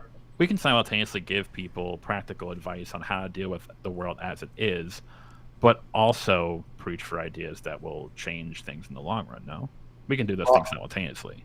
Well, I think that kind of preaching is almost a waste of air to some extent. It depends on what issue we're talking about, by the way. With some issues, yeah, but again, like more local issues, it definitely can have a role. But again, we have seen that work, right? It takes a long time. It isn't exactly like, hey, this person said this thing here, and then it caused like a massive chain reaction that changed the entire culture. But we have seen how these cultural shifts happen. Yeah, cultural shifts can happen, but the cultural shifts they are taken by, if everyone in that culture didn't, but if they all felt the opposite way, then nothing would have changed. Yeah, I understand how like cultural shifts work. I'm just saying that like in terms of the power that the three of us have at our disposal, our power, like I wish we had power to change shit like substantially and change dating. I would love to get rid of flaking, but I don't have the power to do that. And for me to like preach for that, like, girls, you gotta stop flaking. I know a lot of red pillars do that. They do a lot of like preaching, like, you guys gotta stop doing this, you guys gotta stop doing that. But I like to be very pragmatic instead of idealistic. Here's the world that we live in, and here's what you can do to maneuver in that world, instead of being idealistic and trying to give advice for a situation that doesn't exist and that you can't really change. Again, I'm not opposed to like stating your values, but I think there's just like that's a waste of air as a content creator. That's the primary thing you do, is just preach about something. But if everyone thought the same way that you did, then how would we ever come across, and how would any sort of cultural change take place? Well, I think a lot of cultural change happens actually inadvertently. I think a lot of it is just like a series of events that kick things off. Like I don't think it's like quite often. I don't think it's like deliberate where someone was like, you know what, I'm going to change this. I think quite often it's this happens, which causes this to happen, which causes this, and this. It's like a chain of events. Well, that's what I mean. It's like we don't know the exact impact of our actions. Also, I think it's different if you're like a policymaker. If you're a policymaker, then you should try to change things. Yeah, but what if a policymaker is watching Destiny's channel and then Destiny gives him a good idea and then he's like, hey, maybe I'll incorporate that into the next bill. So like the point I'm making is that I think we're kind of like on the extremes where it's like, I agree with you that you can give practical advice on how to move through a space. But I also think that not ever espousing any sort of, never giving people a vision of something better, I think is a really like doomerish and really bad outlook. And that's because again, and to your point, to that point I used about the policymaker, you're right. I don't know that if I'm making a video on this topic, if that's going to have any effect, but it might. it might lead to other people saying it, who leads to other people. I don't think you guys are both like, arguing over like individual models of content creation. There's nothing wrong with saying like I want to put out content that I hope can like make a difference in the world. There's nothing wrong with that. There's also nothing wrong with saying like I'm not really concerned with that because I don't even know what the impact I can possibly have. Both ways are valid approaches to content creation. You guys are arguing over like your individual styles of doing it. There's no right or wrong here, I don't think. Yeah, I think that's fair. Well, I think the difference would be because I agree that Alex, that your approach can be useful, but would you agree that the other approach is useful? Because you kind of mentioned that it was like a waste of air. If you don't want to do that content, that's your prerogative. But the question is like, can it be effective, or is it? Even I think it really depends on the details. So, like for example, one thing that I've been really public about trying to talk about is actually two things: men's mental health and Lyme disease, because I personally have Lyme disease. So, like, I do think I have, I've had many people send me emails that I've impacted their views. I helped them get diagnosed and whatnot, right? So with something like that, sure, I think you could, and I don't think it's a waste of air. But if you're like you're like a channel like my size, and you're like, fuck, flaking sucks, so I'm gonna just talk about like the view about how like we should not have flaking, how everyone should be responsible, like something that's like as intertwined as that, then yeah, I do think that's probably a waste of air. But if you want to do that, feel free. I just personally think that's a waste of time. But when you're saying a waste of time, so for example, when we're talking about a perfect example, you just mentioned men's mental health. So the view of men's mental health, I think, over the last couple decades has changed and shifted in a big way, in a positive way. What sort of scares me is when I see a lot of guys who kind of have this sort of like doomerish feeling that like it doesn't matter what I do, it doesn't matter, about whoever does anything, no matter what anyone does, people will just never give a shit about male mental health. Well, it's not my view at all, but yeah, go ahead. Well, no, but that's what I mean. It's like, so it's not a waste of time or a waste of breath. Well, there's a difference between things that like are individual versus things that involve like they're multifaceted. So like me telling guys that, hey, there's nothing wrong with going to therapy, that could legitimately take a whole bunch of guys who are watching this channel and being like, because that's a very individual decision. They're like, oh shit, like, yeah, like I look up to Alex. He says there's nothing wring with that. He says that he's been to therapy. Maybe I should go to therapy myself too for like mental issues like that. I could see having like a tangible type of effect, which actually I think I have had, versus with something that's intertwined as like dating, right? Where it's like, we're trying to get guys to change, because my channel is like 95% dudes. So we're trying to basically get men to change the behavior of women or things that involve women. Like, I think that is just like really like far-fetched. So I just think, again, the Jesus in the details. There's a big difference between like local politics and national politics versus like geopolitics, right? Like you can have much more effect on local things than you can on like national things, right? So but those local politics, those effects can lead to larger reverberations across the country. And that's usually how that happens. Like, you're right. It's not like at one given point the entire nation just decided to pass the Civil Rights Act or something like that. It's not like they just like all woke up one day. It's like, hey, we're cool with this, right? Yeah. It was a very long process that built up through very small individual actions that built the bigger ones. I'm not saying, I think to Destiny's point, I agree, where it's like, I'm not making a judgment on like your channel or anyone's channel if that's their view. I think that like giving practical advice for the here and now, and also sort of like looking forward to a better world, both are good. But it seemed like so I agree. I see the merit in your channel, or like your strategy. But if I were to say that the other side is a waste of time, I think that's if you say it's like, hey, it's not what I want to focus on my channel because I want to focus on the here and now, that's absolutely fine. But I think that's different than saying it's not even worth trying because these things will never change to any degree. Well, again, it depends on the issue that we're talking about. With some things, I definitely don't think it's a waste of time. But if we're talking about things like flaking or women playing games, and we're primarily like our audience are all male, then yeah. I mean, if we were like, I don't know, if we're like, if like one of us had a channel of like 10 million subscribers which are all women, then maybe it would not be a waste of time, because then you could have like some kind of a tangible impact. But for like someone like me or you or even Destiny, as popular as she is, like I think like something like that probably would not have any kind of like tangible impact if you're just trying to like kind of like virtue signal about like how women shouldn't flake. I guess I would just go back to they're playing game. Like you're saying that, like, yeah, listen, like I don't like any kind of games, and that's totally fine. That's kind of where I'm at this point in my life too. I don't like really put up with, like, if a girl tries to play games, I just like walk away. I just like say, all right, cool. Well, I'm not really into that. That's fine. But there's a lot of guys who are not at that point. Like me 5 years ago, I was like, fuck it. Like I don't have, or maybe closer to 7 years ago, like I want to see what I can do. So maybe I'll play the game a little bit. And there's nothing wrong with that. I don't think there should be like a character judgment on those people that are not opposed to like playing some level of a game. Like at the end of the day, a lot of things in life are a game to some extent, and that's okay. But so to your point about like when we have an audience of men, just because we have an audience of our that we have primarily men doesn't mean that we still can that our advice still can't have effects that may lead to changes in behavior of the men that may have reverberating effects that lead to behaviors for women. Yeah, I think that's like ultra idealistic, not really realistic. Like, well, no, because because a lot of people's actions or expectations based on relationships are based off of past experiences, right?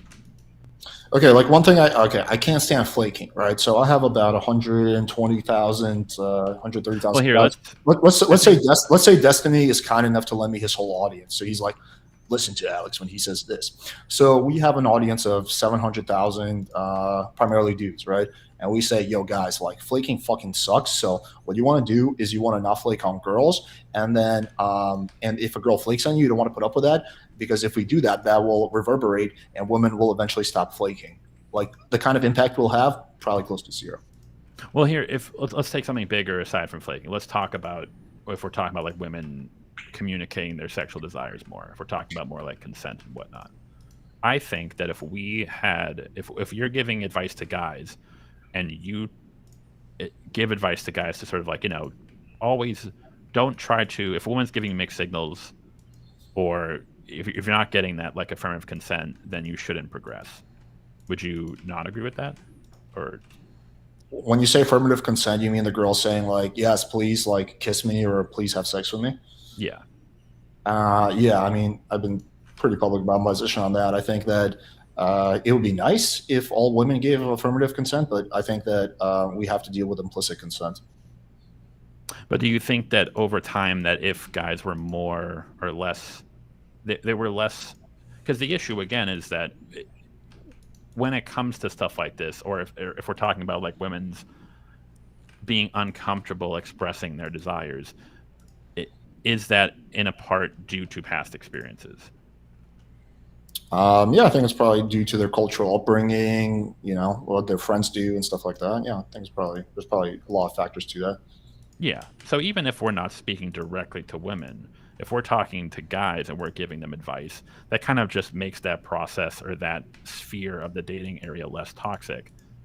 That can still lead to positive outcomes for men and women. Right, but see, the thing is, I would never do that, because if I'm telling my male audience, hey guys, look for explicit consent, then that's going to cause them to miss out on like a good amount of potential, fun nights that they could have, with the hope that maybe, just maybe, this will have some kind of effect and more women will give explicit consent. Like I would never do that. Well, not even, but it also might lead to them not running into situations where they might transgress a female's boundaries, right? Well, I think you have to, again, it's not black and white, which is why I say, like, if you're not good at picking up on social cues, then you probably should look for more explicit type of consent if you're really bad at that. But if you're really good at picking up on social cues, then you can also pick up on implicit consent. Yeah, well, so I think the issue is like, and I'm not trying to like, I don't want to say it's like, I'm not blaming someone here in this situation. I think the current state between like, when we're talking about like the dating sphere between men and women is basically a clusterfuck, especially when it comes to like signals in regard to consent and whatnot. The issue I have is if we're talking about guys and we're kind of giving them this sort of, it's like, well, she might mean yes if she says no and stuff like that. I think that's, even if the guy doesn't have going back to the intent argument, even if a guy doesn't have an intent to do that, it can still lead to bad outcomes. I'm not saying that it's like, hey, like this person's a bad person for doing this. It just leads to really bad, poor, toxic outcomes for men and women. Well, anything bad can happen from anything, right? Like if you want to be 100% safe, then stay in your house, don't leave, don't talk to anyone, right? But like anything can happen. It's just about like what is the chance of risk. But in this case, we're not as talking you- about like me becoming a hermit and like missing out on like tons of experiences. This is me asking a woman if she's like, hey, do you want to have sex? Well, I do think that there's going to be a good amount of girls who will be turned off by that. Then but then would you tell guys to still like my advice to those guys is like, then don't fuck those girls. I mean, that's your prerogative. If you want to play on the safe side, that's fine. But for me personally, I'm okay with like the 0.0000001% chance, of like being wrong, right? Because I acknowledge that life has risks. But if the chance was higher, then my actions would be different. Which is why like I'm okay with driving, at night, even though I could get hit by a drunk driver and die. But I probably wouldn't drive at 3 a.m. on New Year's Eve, right, where the risk is higher. So it's all about relative risk and what you're comfortable with. Everyone has a different risk tolerance, right? Like I have probably a medium risk tolerance. I guess it depends on the thing. Some people have higher risk tolerance. Some people have lower risk tolerances. I'm not saying you have to change your risk tolerance. If you want to be like, hey, listen, I want to be really conservative, that's totally fine. That's your prerogative. But I don't think that means it's the right decision for everyone. Just everyone has different risk tolerances. But the issue there is like in your case, I think like I feel like you guys are looping really hard on this topic back and forth. Wait, yeah, I know. I don't think you're getting any closer to solving your differences here. But So here, let's give. Basically, the point I'm making is that I think that by just as the closing, I think by sort of like perpetuating that, especially when it comes to like issues surrounding like consent and sex and stuff like that. Even if it leads to like, hey, like maybe this guy in this case got sex when otherwise he wouldn't have. And my issue is that on a larger scale, it's causing a lot of problems between the relationship between men and women. Or it's just leading to a lot of really shitty outcomes. Because like if you're someone who's like really socially adept and can kind of pick up on those things, but there are a lot of guys who are not. And that's sort of like where the issue comes in. Well, my advice for them would be different. So I guess my closing thought would be that there's like the pragmatic and idealistic scale, right? And like I think I'm probably much closer on the pragmatic side. You're a little bit closer on the idealistic side, which is fine, right? I don't think one is right or wrong, but I've just always looked at kind of the world through primarily pragmatic lens with a little bit of idealism sometimes. But I don't think you should be like 100% pragmatic and just just be like have zero optimism for the future. I think everyone should have a little bit of idealism, but I feel like having a high level of idealism and not being pragmatic is not really an effective way to live your life. So that's kind of why I believe what I believe. But yeah, I do think we're kind of going in circles, so we should move on to whatever else is next. I don't know, Destiny, you got anything interesting you want to discuss? Not really, not right now, no. Let me ask you this question. I'm kind of curious because I've been trying to follow this like story arc, but I haven't followed too closely. Where are you at with your Sneeko, beef right now? I guess we're okay right now. So the bridge was burned, but then it got resurrected? Yeah, for now. I mean, he came on stream and apologized. It's probably a really hard thing to do, so even though it's kind of a half apology, but whatever. I mean, it'll probably burn again in the future. I don't think he'll be able to resist, but There's 0% chance that that bridge will stay alive for a long period of time. Yeah, probably not. As long as I don't know. Based on he has too much incentive to kind of keep that bridge burned. It seems. Well, it's counter incentives technically, but the issue right now isn't really. It's not like incentives in terms of like money or whatever. I think it's just his current social group. Like obviously really fucking hates me, so it's pretty hard for him to maintain any sort of connection with me. Destiny, would you say you're a pretty pragmatic person? I like to think I am. That's kind of my impression of you as well. I feel like you're like definitely on the more pragmatic side. I don't know. Like I don't. Maybe you do realize this. You just talk about it publicly, but I feel like I heard you talking about this with the Mr. Girl thing. You're like, I was just so surprised by this because it was like definitely not in his best interest to burn that bridge, which is true. But like that scene in Dark Knight, some people just want to watch the world burn down or whatever. I think those people are exceptionally rare. I don't think I've ever met anybody else like that before, like Mr. Girl. And I don't even think he wants to see the world burn. I think he wants to be the savior of the world. But that's an extreme example. The point is that he's not pragmatic. He's motivated by other things rather than like net positive effect on his life. I think Sneeko is also in that category. Like, I don't think Sneeko is like a strategic thinker who's sitting there thinking like, well, Destiny is a really important connection for me to have. I don't think about them. Yeah, no, I agree. I'm not thinking about them in terms of strategic thinker. It's just how well can I like predict their outcomes. Like if he's on a show and somebody's shit talking me, he's never going to stick up for me. Like I know he'll never say like, oh no, that's not like that, right? And then given the opportunity to join in with somebody else shit talking me, depending on who he's in front of or whatever, he would absolutely jump on to do that. 100%. He definitely will. Yeah, of course. Yeah. You represent what he hates. No, actually, I don't even think it's that. I don't think he has strong enough feelings to hate anything. He's not even that developed yet. It's more what he's going after is just the social validation of like having a community and a group of friends. That's the thing that he's most concerned with. So he'll say whatever he needs to kind of like look cool. You ever had a guy friend who is like super cool to hang around? He's like really awesome, really chill, really cool. And then as soon as a girl shows up, he starts throwing you under the bus immediately. Yeah. Sneako's like that guy basically, except the girl are like the red pill people basically. Yeah, and then the question there, I think, is like, I mean, maybe not so much Mr. Girl. Then the question is, I mean, to your point, Alex, I don't know if you were talking about this about Mr. Girl in particular, but if depending on like what your vision or what your view or what your intention is with your channel, then the question becomes like, is having these people on, what is like the benefit of having these people on? Is it like, if you're just trying to get views or, you know, like stuff like that, like, that's fine. But if you're actually trying to like, are you trying to have like good conversations and try to like find some sort of truth? If you're dealing with people who like Sneeko or these people who just, you don't know if they'll ever even budge an inch, not even because they're not even like on a mental plane. They're not even trying to find truth. They're just stuck in their ways. At one point, does it just become you're banging your head against the wall? I mean, all of it is kind of banging your head against the wall. Nobody's really like looking for truth. Like people are pretty much driven by their emotions. That's true of almost everybody. Probably even of me more than I'd like to admit. So that's the way you try to meet people. I mean, that's all you can do, right? That's all you can ever do. But some people are more open to truth than others by a big margin. Like to some extent, sure, yeah. There's like zero argument that you can make that'll get Sneeko change his mind on like all the shit he believes. Like, there's plenty of ways to get Sneeko to change his mind. Well, how would you do that? Depends. What idea would you want me to change him on? Let's say his whole thing that seatbelts are bad, a net negative. If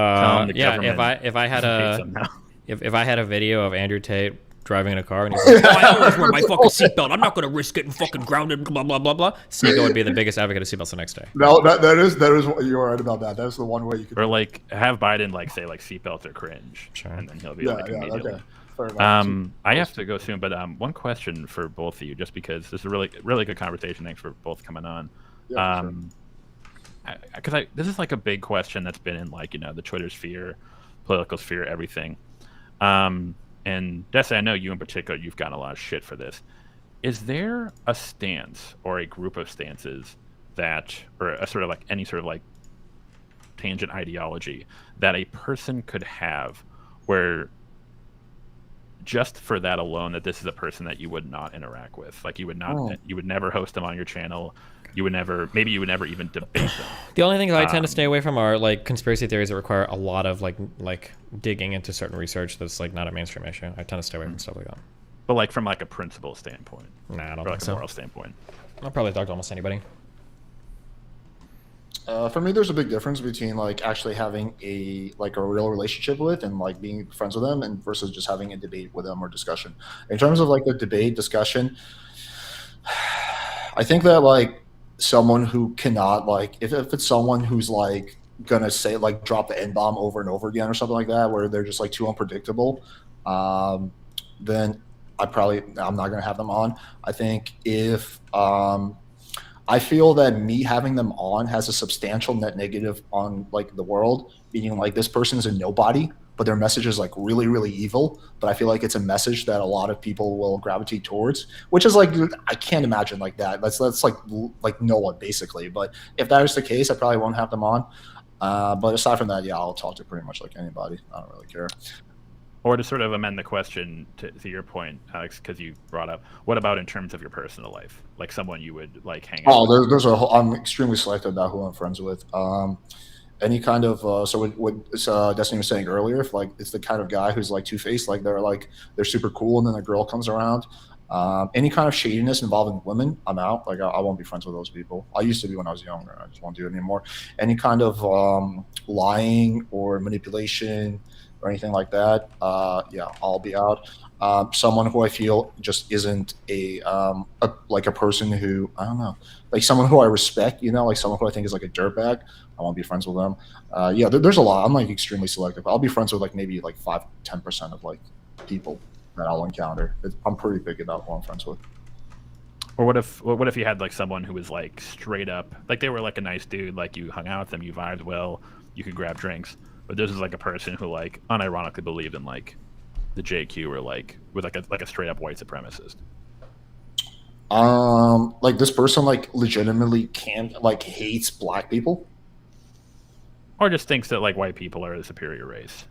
Well, there's a difference. If it's someone who's just like just maliciously hates black people and think that like they're like you know, scum or whatever, like I don't think I could be friends with that person. But if it's someone who's like just believes that white people are smarter than black people, right? But he doesn't like really talk shit about black people, or I don't sense any kind of like vitriol or malice from him, then I think I could probably be friends with that person. Yeah. Okay. Yeah, because I've seen like a lot of like discourse on that. I almost feel like my threshold for having someone like on my channel or like quote unquote platforming them, as they say, is a lot lower. Like I'll have if anyone wants to come on and argue any issue, as long as I like substantially push back against it. But when it comes to like my own personal life, like yeah, if I had a friend who like said some shit like that, even if they were like a chill dude, I could grab a beer with them. I don't know if I would want to be hanging around that person, even if I knew about it, like it came up once and then like it never came up again. I don't know if I'd feel comfortable spending my time interacting with that person. I mean, like, yeah, some people just want to hang out with people who believe exactly the same as them, and some people are really open. There's everything in between. Like, I have friends who are like diehard Trump supporters, and like, I don't know, it doesn't affect our friendship. Yeah, I don't know. I have friends. Well, that's sort of like the question of like, where is the line? Like if it was like it's individual. It's different for each person. Yeah, but that's kind of what I'm always curious about. Like, I don't think I would, because I've seen people say shit like that where it's like, oh, my mother's a Trump supporter, I'm like never speaking to her again. Well, one thing I can like relate with Destiny about is that like he talks about like he doesn't want to just have like a fucking circle jerk where just everyone who agrees with him. Like I think I've heard you say that you want to hang out with people who have different opinions, and I'm kind of like that too. Like I don't want just all my friends to be like, you know, just like echoing what I'm saying. I feel like that would like, you know, prevent me from like expanding my own like mindset and view. So, but then the question would be there, but is there a limit to that? No, there's always a limit. Yeah. Yeah. That's what I'm more curious about. Like, I don't even know where mine would be personally. That's kind of like, I don't think like it wouldn't be a Trump supporter. I think that's a little silly. Like a white supremacist like JQ or probably I wouldn't want to hang out with that person. Somewhere between there. Which is I mean, I think it would also depend on like this like white supremacist and like kind of like whether I sense like vitriol and all that stuff, or just someone who like for whatever reason just legitimately believes some like race realism stuff. I would actually had a question for Destiny. So like with people like Mr. Girl or Sneeko, is it like real friendships or is it just like YouTube friendships? For Mr. Girl, it was probably bordering on a real friendship almost. For Sneeko, I'm not entirely sure. It's hard to say. Okay. Usually, like, actual friendships is going to be a function of, like, time. I think that's probably one of the most important things. Like, it takes a long time to figure out who somebody is. And even for Mr. Girl, I think I knew him for, what, 6 or 7 or 8 months before shit got crazy. So I need, like, more than a year, hopefully, with somebody, and then we can see at that point. But, okay. All right. Well, I got to take off. I got shit I have to do tonight, so I love you guys. It's been fun. For sure, dude. Thanks for coming on, man. Yeah. Take care, man. Nice talking. Holy Jesus. All right.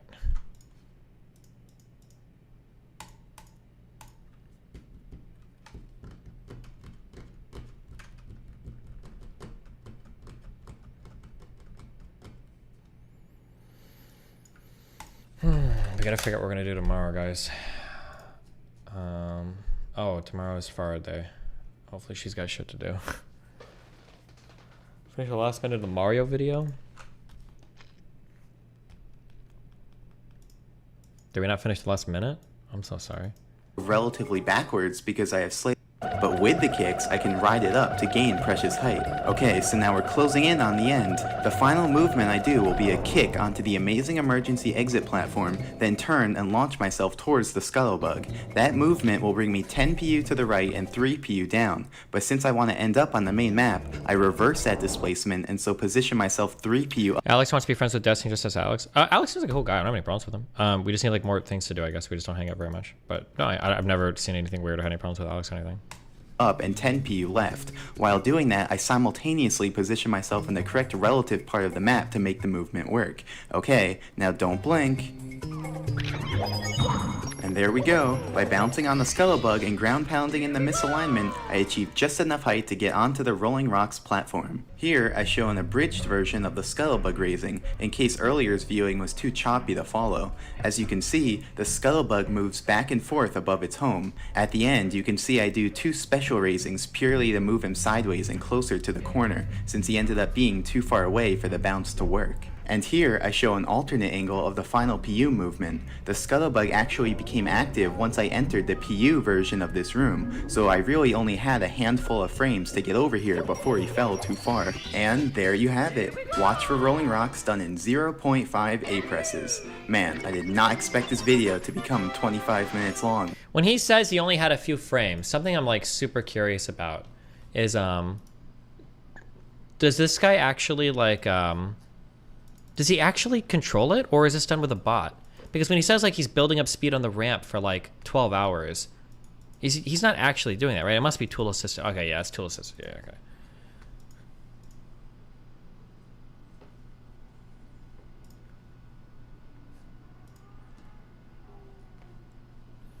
Okay, well, tomorrow will be fun, okay? Here's a video of streamer code argues with. I think we already saw this. This video is dog shit, but...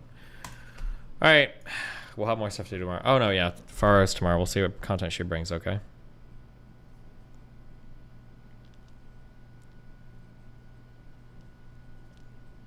Good luck, guys. What's the Dr. K thing? I don't know. He wants to talk on stream for something. We'll figure that out. Peace out.